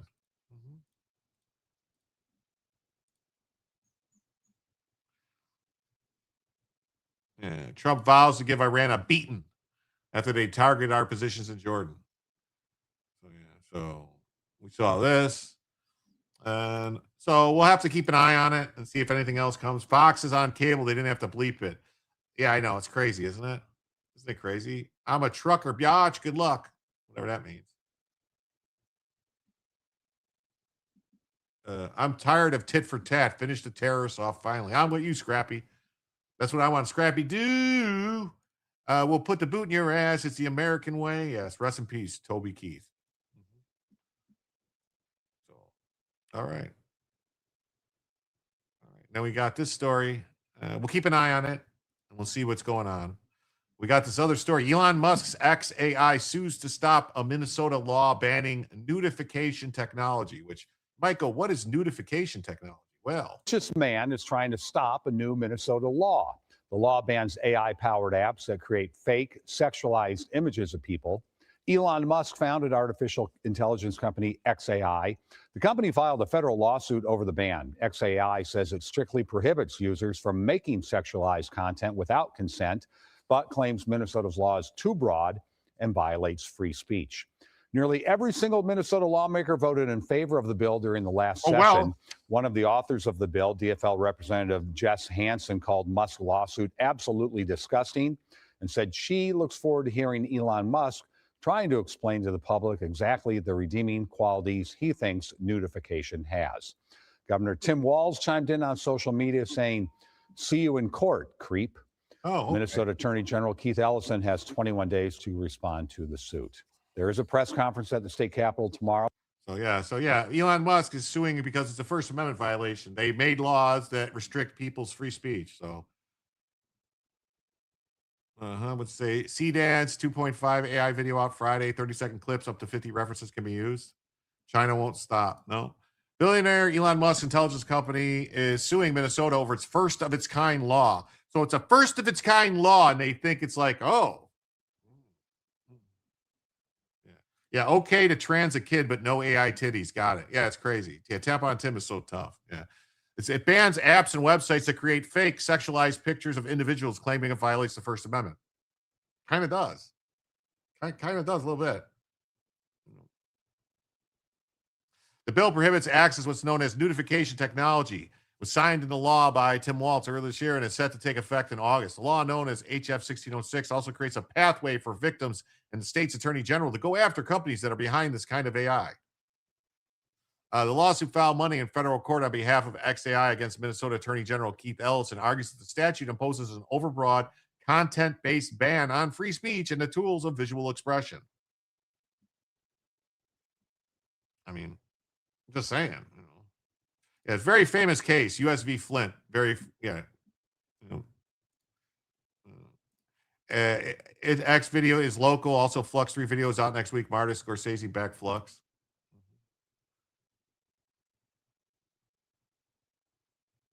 Where the dear supreme leader? I don't know. Martin Scorsese, LTX. Elon wants people to be able to play with their genitals to AI generated stuff. I don't know.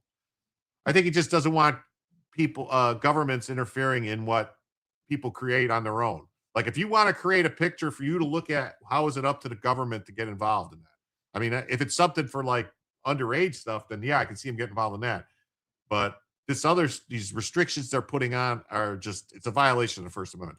Didn't Minnesota just approve for children to have dolls with removable genitalia? Yeah. It's crazy, isn't it? It's crazy. It's crazy. But, you know, hey, go figure. Minnesota is the place they just arrested and convicted a woman for saying a bad word. So Minnesota might need a lesson in the fucking First Amendment, it clearly seems. So it does not contest Minnesota's interest in prohibiting the dissemination of artificially generated nude images of real people without their consent. The law extends far beyond that goal and exposes a wide array of protected speech to civil liability and government sanctions. Musk's company argues the law makes the AR provider strictly liable, regardless of whether it prohibits users from using the tools for notification and how many mitigations the provider has put in place to prevent such use. It also argues that the company is held liable if the person depicted consented to the creation of the image, or if the image has artistic, scientific, political, satirical, educational, medical, or religious value. Like, it's crazy. So the lawsuit claims the law's definition of intimate part is broad and bans depictions of men without shirts, people in shorts or swimsuits, and other depictions far beyond the ordinary person would consider nudification.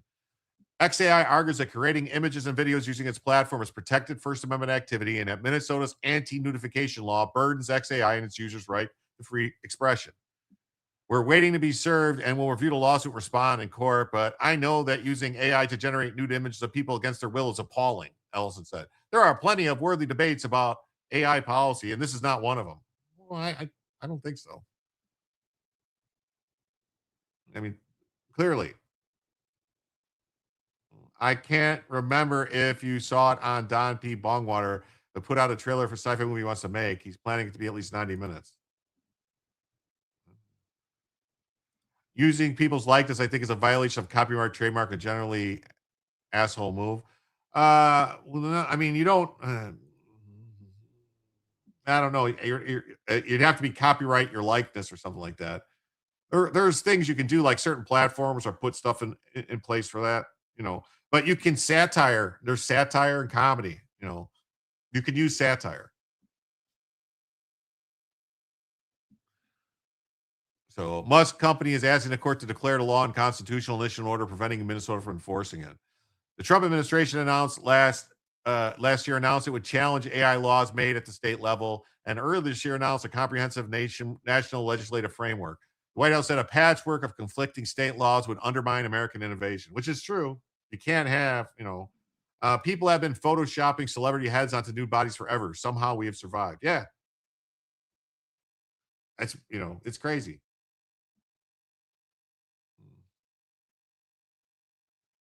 Mini Somalia is the land of the burqa now. Yeah.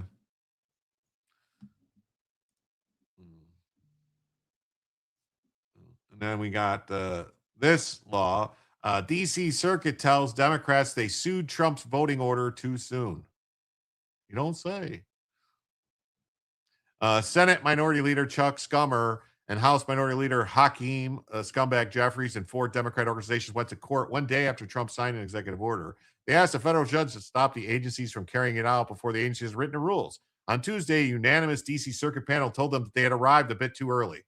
Yes, it was not ripe. That's correct. Ripeness. That is current argument in courts is people's ability to copyright their name and likeness. Well, how can you copyright your name? What if your name is John Smith? Which John Smith gets to copyright it?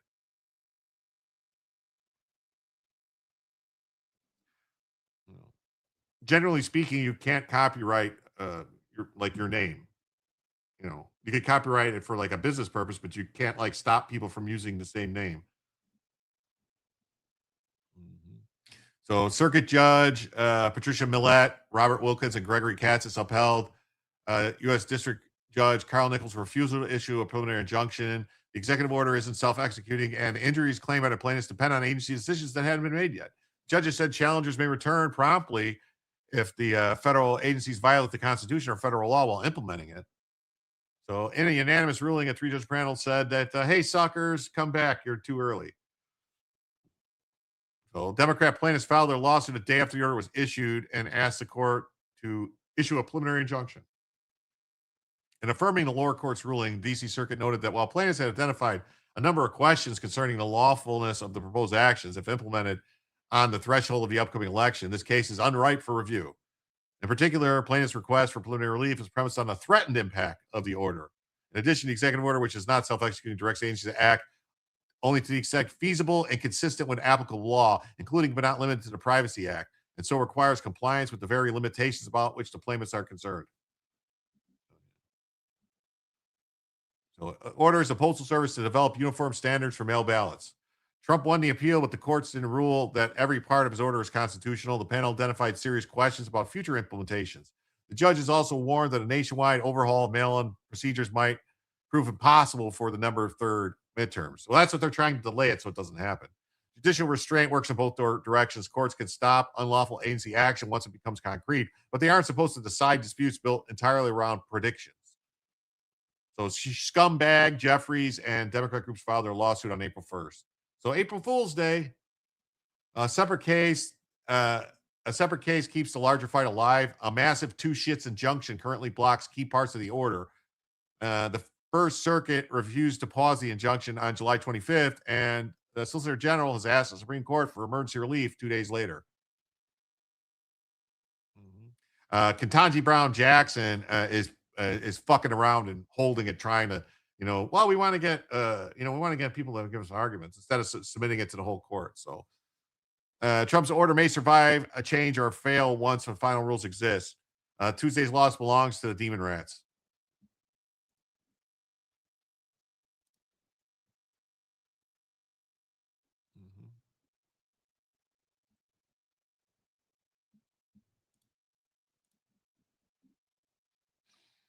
And that's Trump administration asked the Supreme Court to allow the president's mail-in voting restrictions.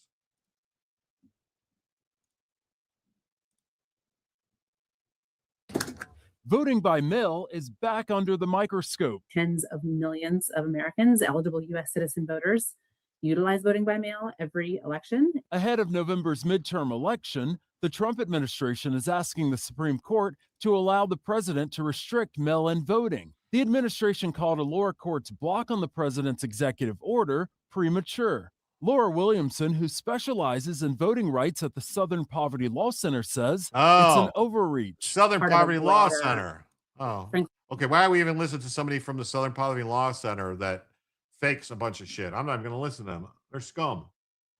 So they can go fuck themselves. This just says mail ballot delays put Postal Service under scrutiny before the midterm elections. So roughly 6 weeks before the first midterm ballots are mailed, the U.S. Postal Service is facing questions about delivery delays, processing changes, and its potential role in determining who receives a mail ballot. We provide a secure, efficient, effective way for citizens to participate when policymakers decide to use mail as part of their elections. Yeah, so we'll have to see. Trump issued the order under the proposed Postal Service rule. Connected to the order, only people included on that list will be eligible to receive mail-in ballots. Good. I hope it happens. Screw them, right? All right, screw them if they can't take a joke. SPLC is scum. Yes. Why doesn't she have her Klan hat on? That's if you create a character of yourself, then you can copyright that, like Jim tells you, but not okay. 22. Sorry, Jim. I'm going to eat Chinese food tonight. I don't know what that means. What you mean?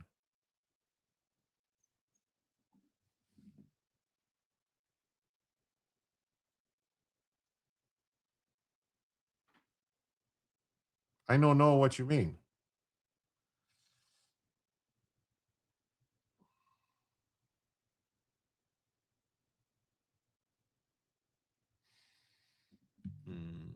I love when people read. I don't know what that means. You do it and I'll buy you dinner. What are you guys talking about? You guys are losing me. $22 for Bellavision. Oh. Well, $22.50. Kofi, what's up, man? How you doing? So yeah. So this happened today. This was or the other day. Security take the trash out. That's what a Seattle Storm fan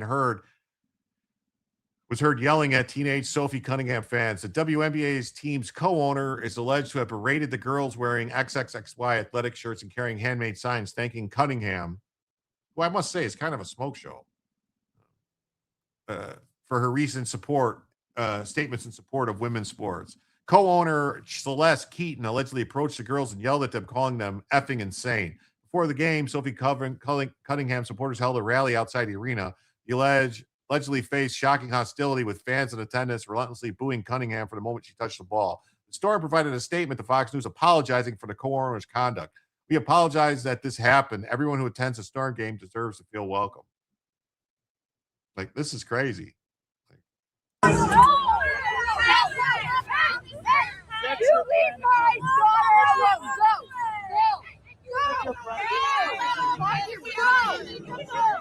She's a minor. Get out. Get up. Security. Garbage. Take the shots out. Take the shots out.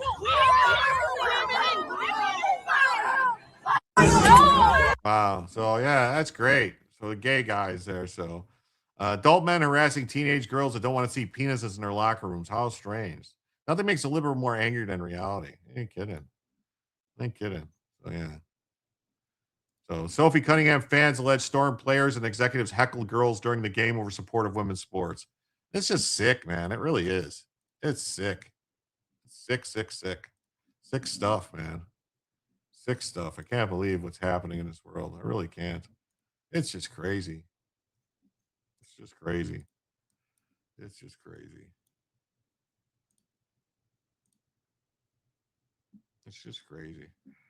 So Sophie Cunningham supporters reveal shocking allegations during the Fever Storm. This is going to probably do me the same thing. I don't know. Fox just isn't working for me anymore. We're aware of one of our co-owners made comments to two fans in attendance at last night's game. We apologize that this has happened. Everyone who attends a Star game deserves to feel welcome. The game became a flashpoint in a national debate over trans athletes. Cunningham supporters showed up to hold a rally outside of Climate Pledge Arena in support. Climate Pledge Arena? What the fuck? Did you know why Father did Sodom and Gomorrah? Probably. The cesspool is where the people congregate. Yes, definitely. Gym truckers who care about America. Yeah, try egg rolls at the Jack in the Box. Not bad. We saw this stuff. So the group included several teenage girls wearing XXXY athletic shirts. Cruz said fans began booing the girls when they stood up for photographs before the game and between quarters. Some fans were relentlessly booing them. They personally witnessed a couple of Storm players direct thumbs down gestures at the girls. One 16-year-old girl already texted Cruz that nearby fans were making comments about her shirt. Cruz looked across the court and saw the girl sobbing in the front row. So this must be like the rally they had earlier in the. Wow. So yeah, there's something going on. I am, for some reason, I guess Fox is blocking me from videos. How is Fox blocking me from videos?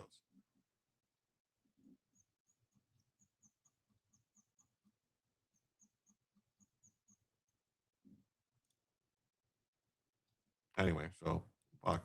All right, whatever. Fox, go fuck yourself. I guess I just won't ever use Fox again.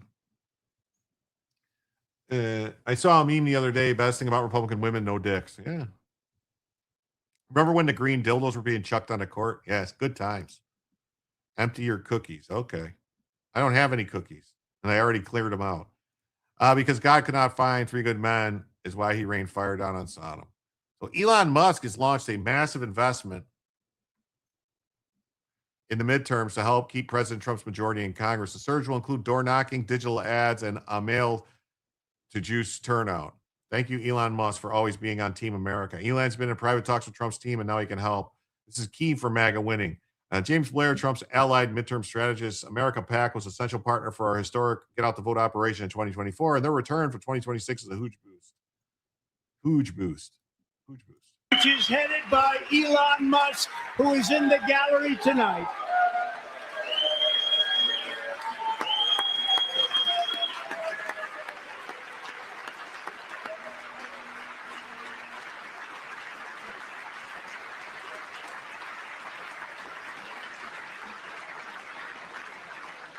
Thank you, Elon. He's working very hard. He didn't need this.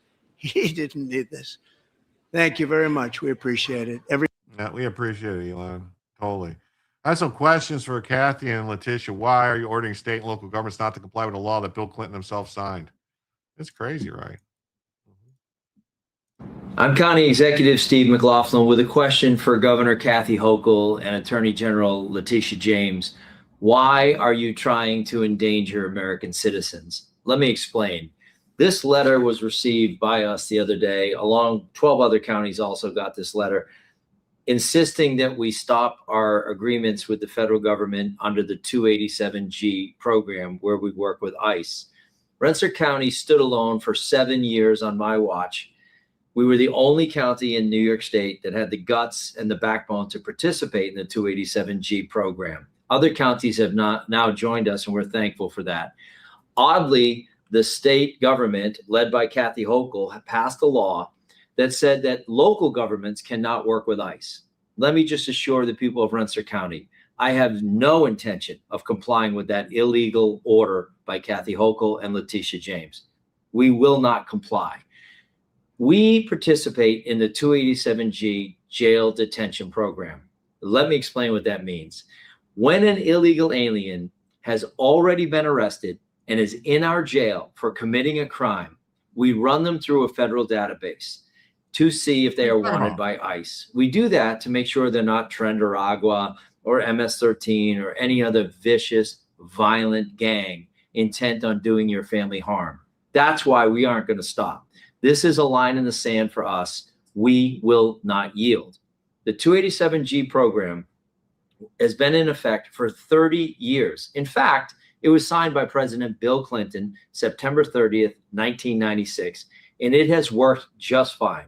But since we have a governor that is intent on bowing down to the insane leftists in her party, and we have an attorney general that is willing to do the same, and a legislature that will do that as well, they pass a law forbidding us from working with the federal government. The problem with that is that federal law supersedes state law, something called the Supremacy Clause. You might want to read that, Governor and Attorney General, and learn what the Constitution of the United States says, because I most certainly know what it says. Federal law supersedes your law. But regardless of that, I will not endanger the people of Rensselaer County by following your idiotic rule. So, to the people of Rensselaer County, we will stand strong. To the governor and to the attorney general, I'm asking you to answer me and the people of Rensselaer County. Now, I don't think you will, because I don't think you have the backbone to do it, but I'm asking you to give me an answer as to why it is that you do not want us to run illegal aliens through a database to make sure that they are not killers, rapists, or any other kind of violent gang member. The truth of the matter is, we already do that with American citizens. The difference is, when it's an American citizen, we know their record. It's already there, their criminal past. with the illegal aliens? We don't know that. So why? I don't know what his problem is. I can't pull up every chat that everyone pulls up. So if that's a problem, if you expect me to pull up every chat that you say in the chat, then I don't know. I don't know what to tell you. I can't pull up every chat and have a show. So I try to address as much as possible. Would you willingly endanger New Yorkers? By the way, Governor, you are constantly saying my number one job is to protect New Yorkers. Really? It doesn't seem so when you do things like this. So rest assured, this letter will not be complied with.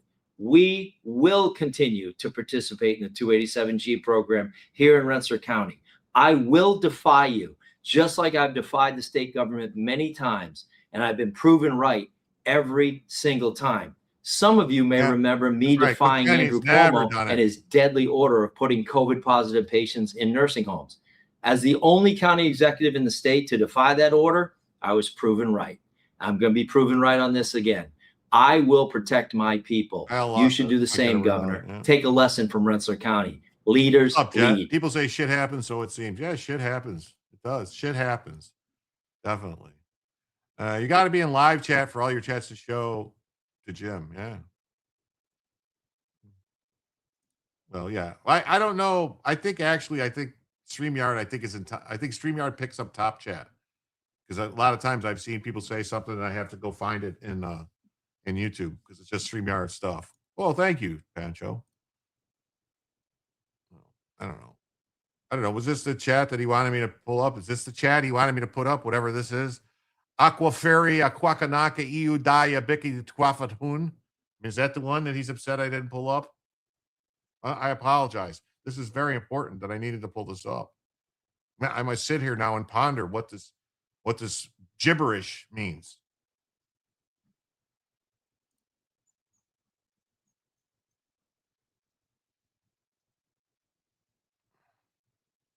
Yeah.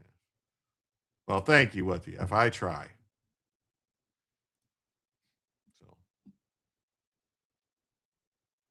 And here we go. A great win for sure, but remember the district judge already indicated she won't be entering new order. So the First Circuit cleared the way for Trump administration to end TPS for South Sudan, ruling the Supreme Court's recent decision bars legal claims. That's right. That's right. Previous government motion to lift the abeyance and statement appeal, the administrative stay and summary reversal. We lifted the abeyance appeal and denied the administrative stay of the district court's order postponing the termination. We now reverse the postponement order in light of Mullen-Doe. Mullen held the TPS statute just bars all non-constitutional claims.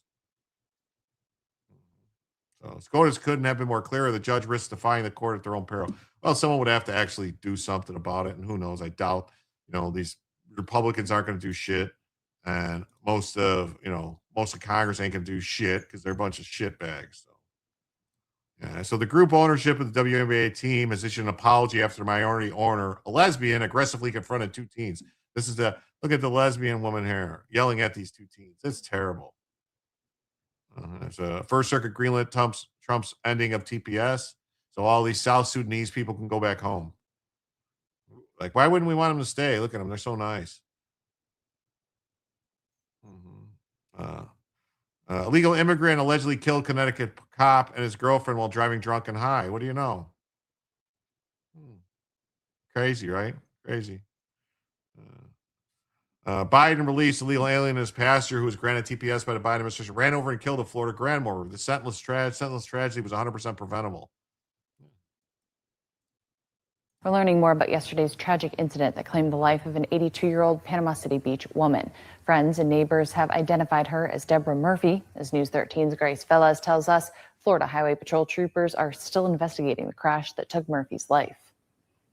State troopers released a portion of the surveillance video showing the moments that led up to a deadly crash between an SUV and a woman walking out of a grocery store. The tragedy happened a few minutes before 1 Sunday afternoon in the parking lot of the public supermarket at the corner of Magnolia Beach Road and Navy Boulevard. Authorities believe 26-year-old Carlos Daniel Suarez Contreras from Atlanta, Georgia, was driving the black SUV. The video shows him pull forward, then stop.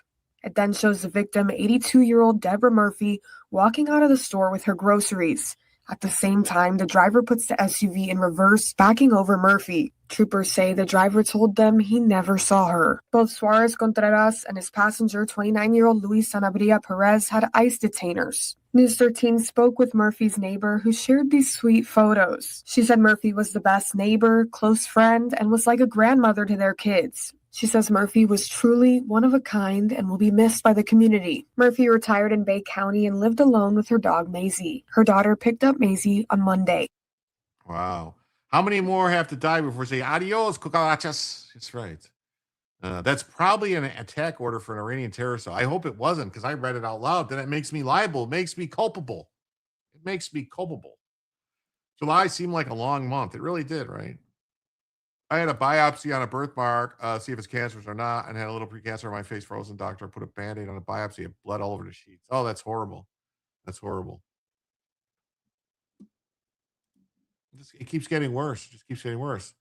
A Texas woman admits to smuggling unaccompanied migrant children across the southern border. Prosecutors say children as young as 5 years old were sedated with THC-laced candy.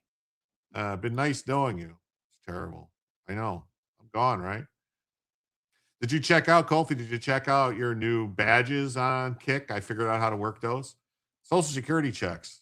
Probably SS checks. What do you mean, like the SS, like Czechoslovakian SS agents? We all say in civil service. What's up, Jet? Yeah, how's it going? Hydrogen peroxide is great at getting blood out. I will give you guys a tip. Everybody, this is a tip. There's a detergent that they sell, which I just discovered, called Tide Professional Grade Powder. It's professional grade powder. And it says it takes out commercial and industrial stains. All right. That shit works. Like, there was stains, like my grandson likes chocolate milk. And so he spills chocolate milk on the bed, and we have, like mattress covers on his crib and everything. And so, and I don't want to talk about the chocolate milk, but anyway, so there's always been these stains. You try to get them out, but there's always stains, and they just come out a little bit, but whatever. And these were things that have been washed and multiple times and dried multiple times. I washed them once in this. I washed them once in this Tide commercial. It's called Tide Commercial, Industrial, whatever detergent, for commercial industrial stains. It took all the stuff out. Like, this shit looked brand new. Like, where did I get it? I got it on Amazon. It's called like Tide Commercial. I think is what it was called. And it's insane how much it worked.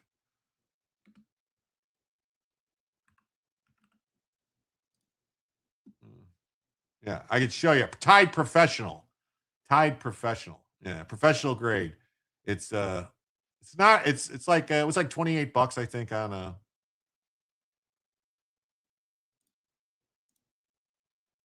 it looks like this.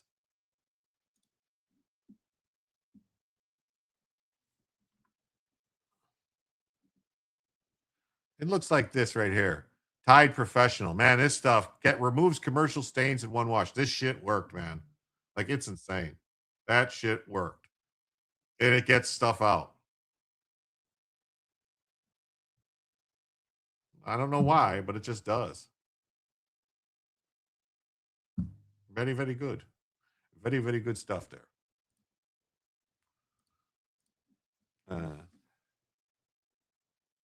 Can't see yours. Are they Mexican in general icons? No, I they're on your thing. It should be. I love when Jim gives product endorsements.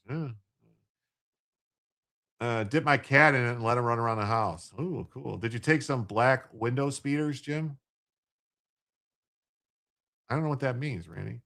Good shit, eh? Oh yeah, it's good shit, man. Good shit, man. That probably causes cancer, at least in the state of California. Well, that's how you know it works.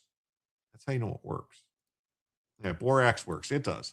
So a 33-year-old U.S. citizen named Diane Gordon of El Paso pleads guilty to 4 counts of aiding and abetting bringing in illegal aliens into the country without authorization. She faces 5 to 15 years in prison. Prosecutors say the family runs smuggling operations led by her parents who live in Mexico. They have been indicted, arrested in Mexico, and are waiting extradition to the U.S.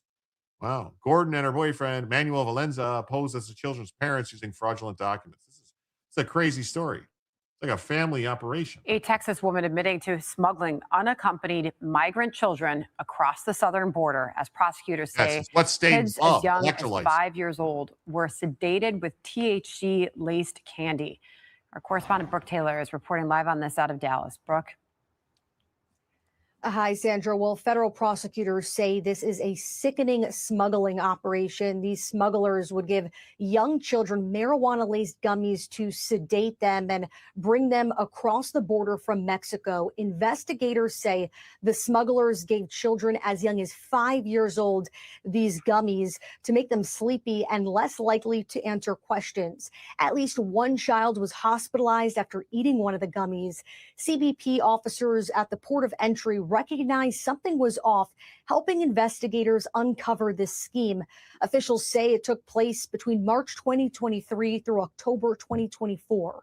Well, now 33-year-old U.S. citizen Diane Gaudian from El Paso has pleaded guilty to 4 counts of aiding and abetting bringing of aliens without authorization for profit. She faces 5 to 15 years behind bars. Prosecutors say it was a family-run smuggling operation led by her parents who live in Mexico. Those parents, they've been indicted, arrested in Mexico. Now they're awaiting extradition to the U.S. Court docs say Gaudian and her boyfriend, Manuel Valenzuela, posed as the children's parents using fraudulent documents. That boyfriend was sentenced earlier this summer to 5 years in prison for his role in the child smuggling scheme. It tells you that they will do anything, and the safety of the children is not paramount. What's paramount is payment. Where there's money, there's a will. And of course, with these smugglers, they'll do anything to get children and other individuals across the border. And the attorney general there says this is about protecting public safety and also protecting young children from being exploited by smugglers, Sandra. Wow.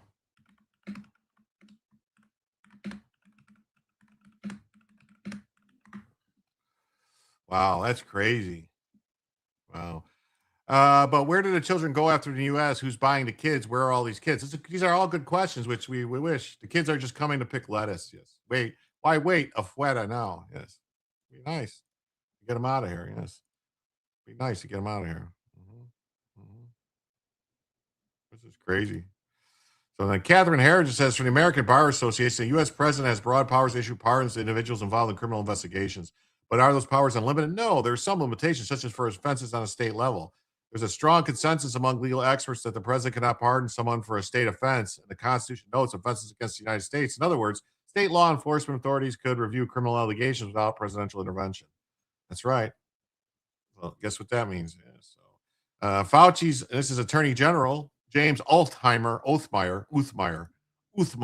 Yes, he's the guy who He's the guy who got the King Ufa. Only 5 years. That's insane. You're right. It should be 50 years. You don't want to know why they are really bringing the kids here. No, you really don't. It'll make you upset. Fauci's lack of candor to Congress is unbelievable. My office is launching an investigation into Dr. Fauci. It's past time we get to the truth of what happened during COVID. These kids aren't even in daycare. They're not at delirium centers. Yes. Obama's legal hatchet man Norm Eisen spent 4 years trying to put Trump and everyone around him in prison as part of interfering in the 2024 election. He used Democrat state officials as proxies. It's past time for the red states to use the same strategies, but for real crimes, not for crimes Norm Eisen created. You should launch an investigation into Norm and all his lawfare nonprofits while you're at it, especially since Norm also went after Ron DeSantis. Norm spoke about the Fannie case as the state's version of Jack Smith's case as pardon insurance. You could well get it during 2024 or in 2025. And it's okay if it slips to 2025, as long as Jack Smith can try his case for the same conduct federally. Because this case is, as I started, the pardon insurance. Trump or another Republican could pardon or the federal cases, or simply come in and order DOJ to drop the cases. We can't have that. So this case is pardon insurance. It will continue. So if it slips, later into 24, into 25, it still has that value. Wow, it still has that value. This guy needs to go to jail. Yeah. I wake up, Democrats do something blatantly illegal, politicians are all outraged. Nothing happens. I wake up. Yeah, it just keeps happening. It just keeps happening. It does. All right. And then right here, yeah. So, under Governor Jared Polis's leadership, Colorado lets 70% of child sex predators walk on probation. I'm wondering if there's a reason why he has a soft spot for child sex predators. Found 70% of the class 3 and 4 felony child sex assault convictions ended in probation. Wow, look at that's Jared Polis and his boyfriend and their kids. He's the first gay governor, and there he goes. That's his gay lover and their 2 adopted kids. Wow, you don't say. You don't say. Pretty crazy. Far left, foreign-born demon rat running for Senate in New Hampshire appears to support gender transition surgery for minors. Look at this. Mike Moran, what's going on for 5? Hey, Jim, know you from Bronca. Thanks for the late stream. Have a very cheap beer on me. Well, thank you. Thank you so much. That means that we are now just 67.50 away from a first additional hour and 17.50 away from television. Thank you so much. Ellison, Isaac needs to have a planet hit him. Yeah, something good. Thank you so much, Mike. Yes. Parents sell their children all the time in South America. They do. It's terrible. It's terrible. Oh, thank you, Kofi. Thank you. Karishma Manzoor, a far-left demon rat commie running for Senate in New Hampshire. Like many other far-left candidates, Manzoor was not born in the United States. She was born in India and came here as a teenager. On the issues, she's just like the other leftists. She's anti-ICE, anti-Israel, anti-Trump, and claims she wants big money out of politics. Yeah, cheers. On the issues, yeah. She apparently has no problem with gender transitioning surgery for minors. Yeah. She's a PhD scientist who often touts her fondness for facts and evidence, made the comments on a barely watched YouTube show, New Hampshire Talk Live, hosted by Ira Shams. The other day, I was talking to a father and his child. I think it was a 12-year-old or 13-year-old child. They're in the process of trying to figure out if they're transitioning. And as he said, you can't imagine how difficult it is just to raise a teenager. Teenage years are so difficult for a child. And on top of that, there's so much more complexity going on when we're pumping all these hormones into them and making them go fucking crazy. At no point during the conversation did Manzoor even suggest it might be inappropriate or unsafe to transition a 12-year-old. Majority of U.S. states have enacted laws and policies restricting gender-altering medical treatments for minors. Yeah, but no, she supports all this stuff, and she wants to trans your kids. They all do. These fucking demon rats, man. They really are. They're demons. Foreign-born New Hampshire Senate candidate wants ICE abolished, suggests ICE agents are actually J6ers, Proud Boys, and or 4chan conspiracy theorists. Yeah, this lady's nuts. So abolish ICE, yes or no? You said it on X. You said abolish ICE. We so should absolutely defund ICE. Yes. So what happens next? How do you enforce the border? How do you enforce We have a CBP? law? Yes. Customs and Border Patrol. We have a Customs and Border Patrol. We should absolutely give them the right amount of funding. We have to do this, and we have to, if the law enforcement is an issue, if their crimes are an issue in certain cities, then let's use the funding to send those federal dollars back to the states, to our local police. The local police won't do the. See, they don't want anyone to leave. They don't want anyone to leave. They won't let the local police help at all. So why would the money go to local police? I don't think any money should go, federal money should go to local police if they won't help the feds do stuff. Why create another extra law and order system which is not really enforcing law? What's the difference between saying abolish ICE and saying defund the police? I never said defund the police. No, but what's the difference between those two sentiments? The police force I believe in. The law and order system I believe in. We have a public defense system. We have a law enforcement system. ICE is not law enforcement. That is. ICE is federal law enforcement. What the fuck, man? Who are these people retarded? Is not law enforcement. Please, let us not. So what happens when you abolish ICE? What happens to those 20,000 officers? What happens to them? Actually, let's talk about who those agents are. Do we even know who they are? Why are they always covering up their faces? Are they coming from, are they January 6th insurrectionists? Are they Proud Boys? Are they coming out of 4chan? Are they coming out of some extremist group? This is very concerning. Law enforcement officers have so much power over us and deserve so much respect from us. They're highly trained, they're respectful, they're heavily armed, and yet they're not covering up their faces. They have badges on with their names and the insignia telling us which force they're coming from. What is ICE is covering their faces, acting thuggish, dragging people out of the cars. So anyways, ICE is not law enforcement. Are you saying that to maintain employment, that they face an ideological test, that you'd have to find out what they believe? Again, let's talk about, okay, what is going on in Minnesota is terrorizing folks. So I don't want to spend a lot of time just talking about ICE at the moment. I actually want to talk about what's going on across the country. Well, this is the idea. If you're the nominee, yes, then, I mean, there are going to be attack ads that say she wants to abolish ICE and fire 20,000 law enforcement officers. But that's twisting the news. That's twisting the story. That's the attack ad. That's not twisting the story. She just called all ICE agents insurrectionists, Proud Boys, 4chans. This is so ridiculous. She's an idiot. Yeah. Yeah, well, whatever. These people get what you fucking vote for, I guess. You vote for somebody like this, you get what you deserve. Yeah. I've heard libs on the left talk like her. They said these are shopping mall cops, security guards. Yeah, sorry, they have the law behind them. ICE has been around for, since, I don't know, the INA or longer. Immigration and Customs Enforcement. It's been around for a long time. Like, what the fuck, man? This is crazy. This stupid act by these politician nominees are so ridiculous. It is. It's crazy. It's nuts. It's nuts. Send her back to where she came from. Definitely. Like,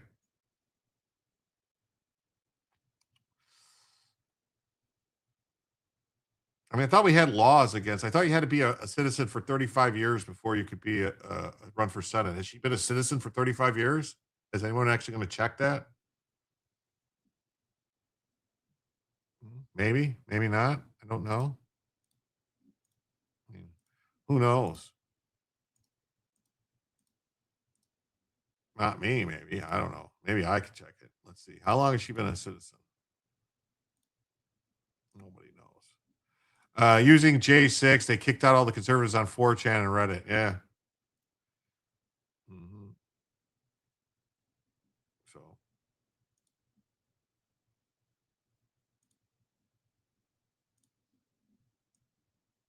So, and it doesn't stop there. We got this Michigan guy, this Islamist Michigan guy running.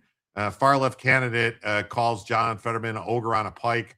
Ideally, you put one ogre on a pike, and then everyone else gets the message. He's calling for the murder of John Fetterman. He wants John Fetterman's head chopped off. It's really weird. An Islamist wants to chop someone's head off. He's running for Senate. This fucking clown wants to chop John Fetterman's head off. How was this guy not arrested already? He's calling for the death of a sitting senator. Well, Senate candidate was caught on a leaked donor Zoom call, openly discussing putting John Fetterman's head on a pike. He said that he's going to challenge Haley Stevens. Ideally, you put an ogre on a pike. Everyone else gets the message. Charlie, you want to call on the next person? No, I think that's you. Yes. Yeah, hi, nice to meet you. I'm Prerna. I am a environmental staffer in the Senate, so very much looking forward to hopefully having you in the halls of the Senate and on the Senate Environmental Justice Caucus, of which I'm one of the staff leads. I guess my question, and this is getting a little bit ahead, of course, but even if things go very well in November, we're still looking at 2 more years of a Republican presidency, and I'm curious. I think. All reading your platform on climate and environment, these are all the right things that we should be doing, codifying the endangerment finding, but we're not going to have the chance to do that for a couple more years. I'm curious how you see your role on environmental issues, or sort of all the issues that we're facing more broadly, going into the next 2 years of the Trump administration? How do you sort of plan? How do you envision yourself using your voice at a time when, unfortunately, we're not going to get any policy over the finish line? I mean, the best case situation is that we don't get much policy over the finish line, because it's inevitably going to be mostly bad. So I'm just curious how you see sort of your role the next couple of years in the Senate. Yeah. So first, thank you for your work, and I hope we get to work together. That would be very fun. I see my job as doing two things in the next 2 years. There's a tremendous amount of investigating that we can do. If I win this race, what they don't really realize is that in spending so much money, they're turning me into state number 5, first big swing state on the whole map. Like, I love that for us, which means that confirmatory power is also your platform power. Compelling ways, capacity to drive that makes sense and is less assailable ground, and give me carte blanche to go take them out. Like, that's the best thing about the way they're doing this, is if I win, you're just like, well, y'all came at me, so now I get to come at you. And, primarying people like John Fetterman, I have no problem to do that. Like, I'm looking forward to it. And people are like, oh, we don't primary in the Senate. I'm like, watch me do it. You know what I mean? Like, tell me why I should stop. You know what I mean? You're going to spend $60 million to beat me? Hold on.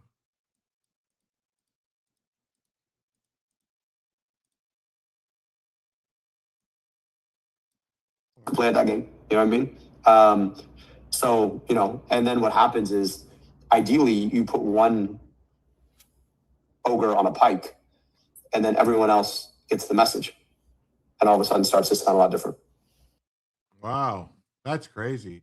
I live in Michigan. I've been seeing this fucking commie speeches. He said his first order of business when he hits the Senate is Schumer is out. Well, whatever. If there's a threat on Fetterman's life, that's a threat on his wife as well. Injures her. Yeah. Swearing into a state office does not automatically make you a sworn-in member of U.S. Constitution. Yeah. It's a fuera. Yeah, these people all need to go. People all need to go. And we got CENTCOM releases footage from the powerful response. So, Central Command, more of the same shit.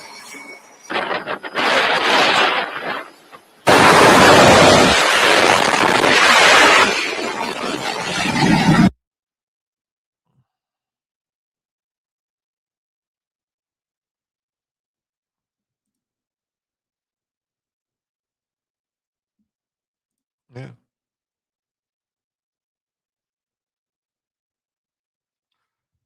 What about the House is 25-year-old, 7 years a citizen, and happens to the state. What about the Senate, though? The Senate is different.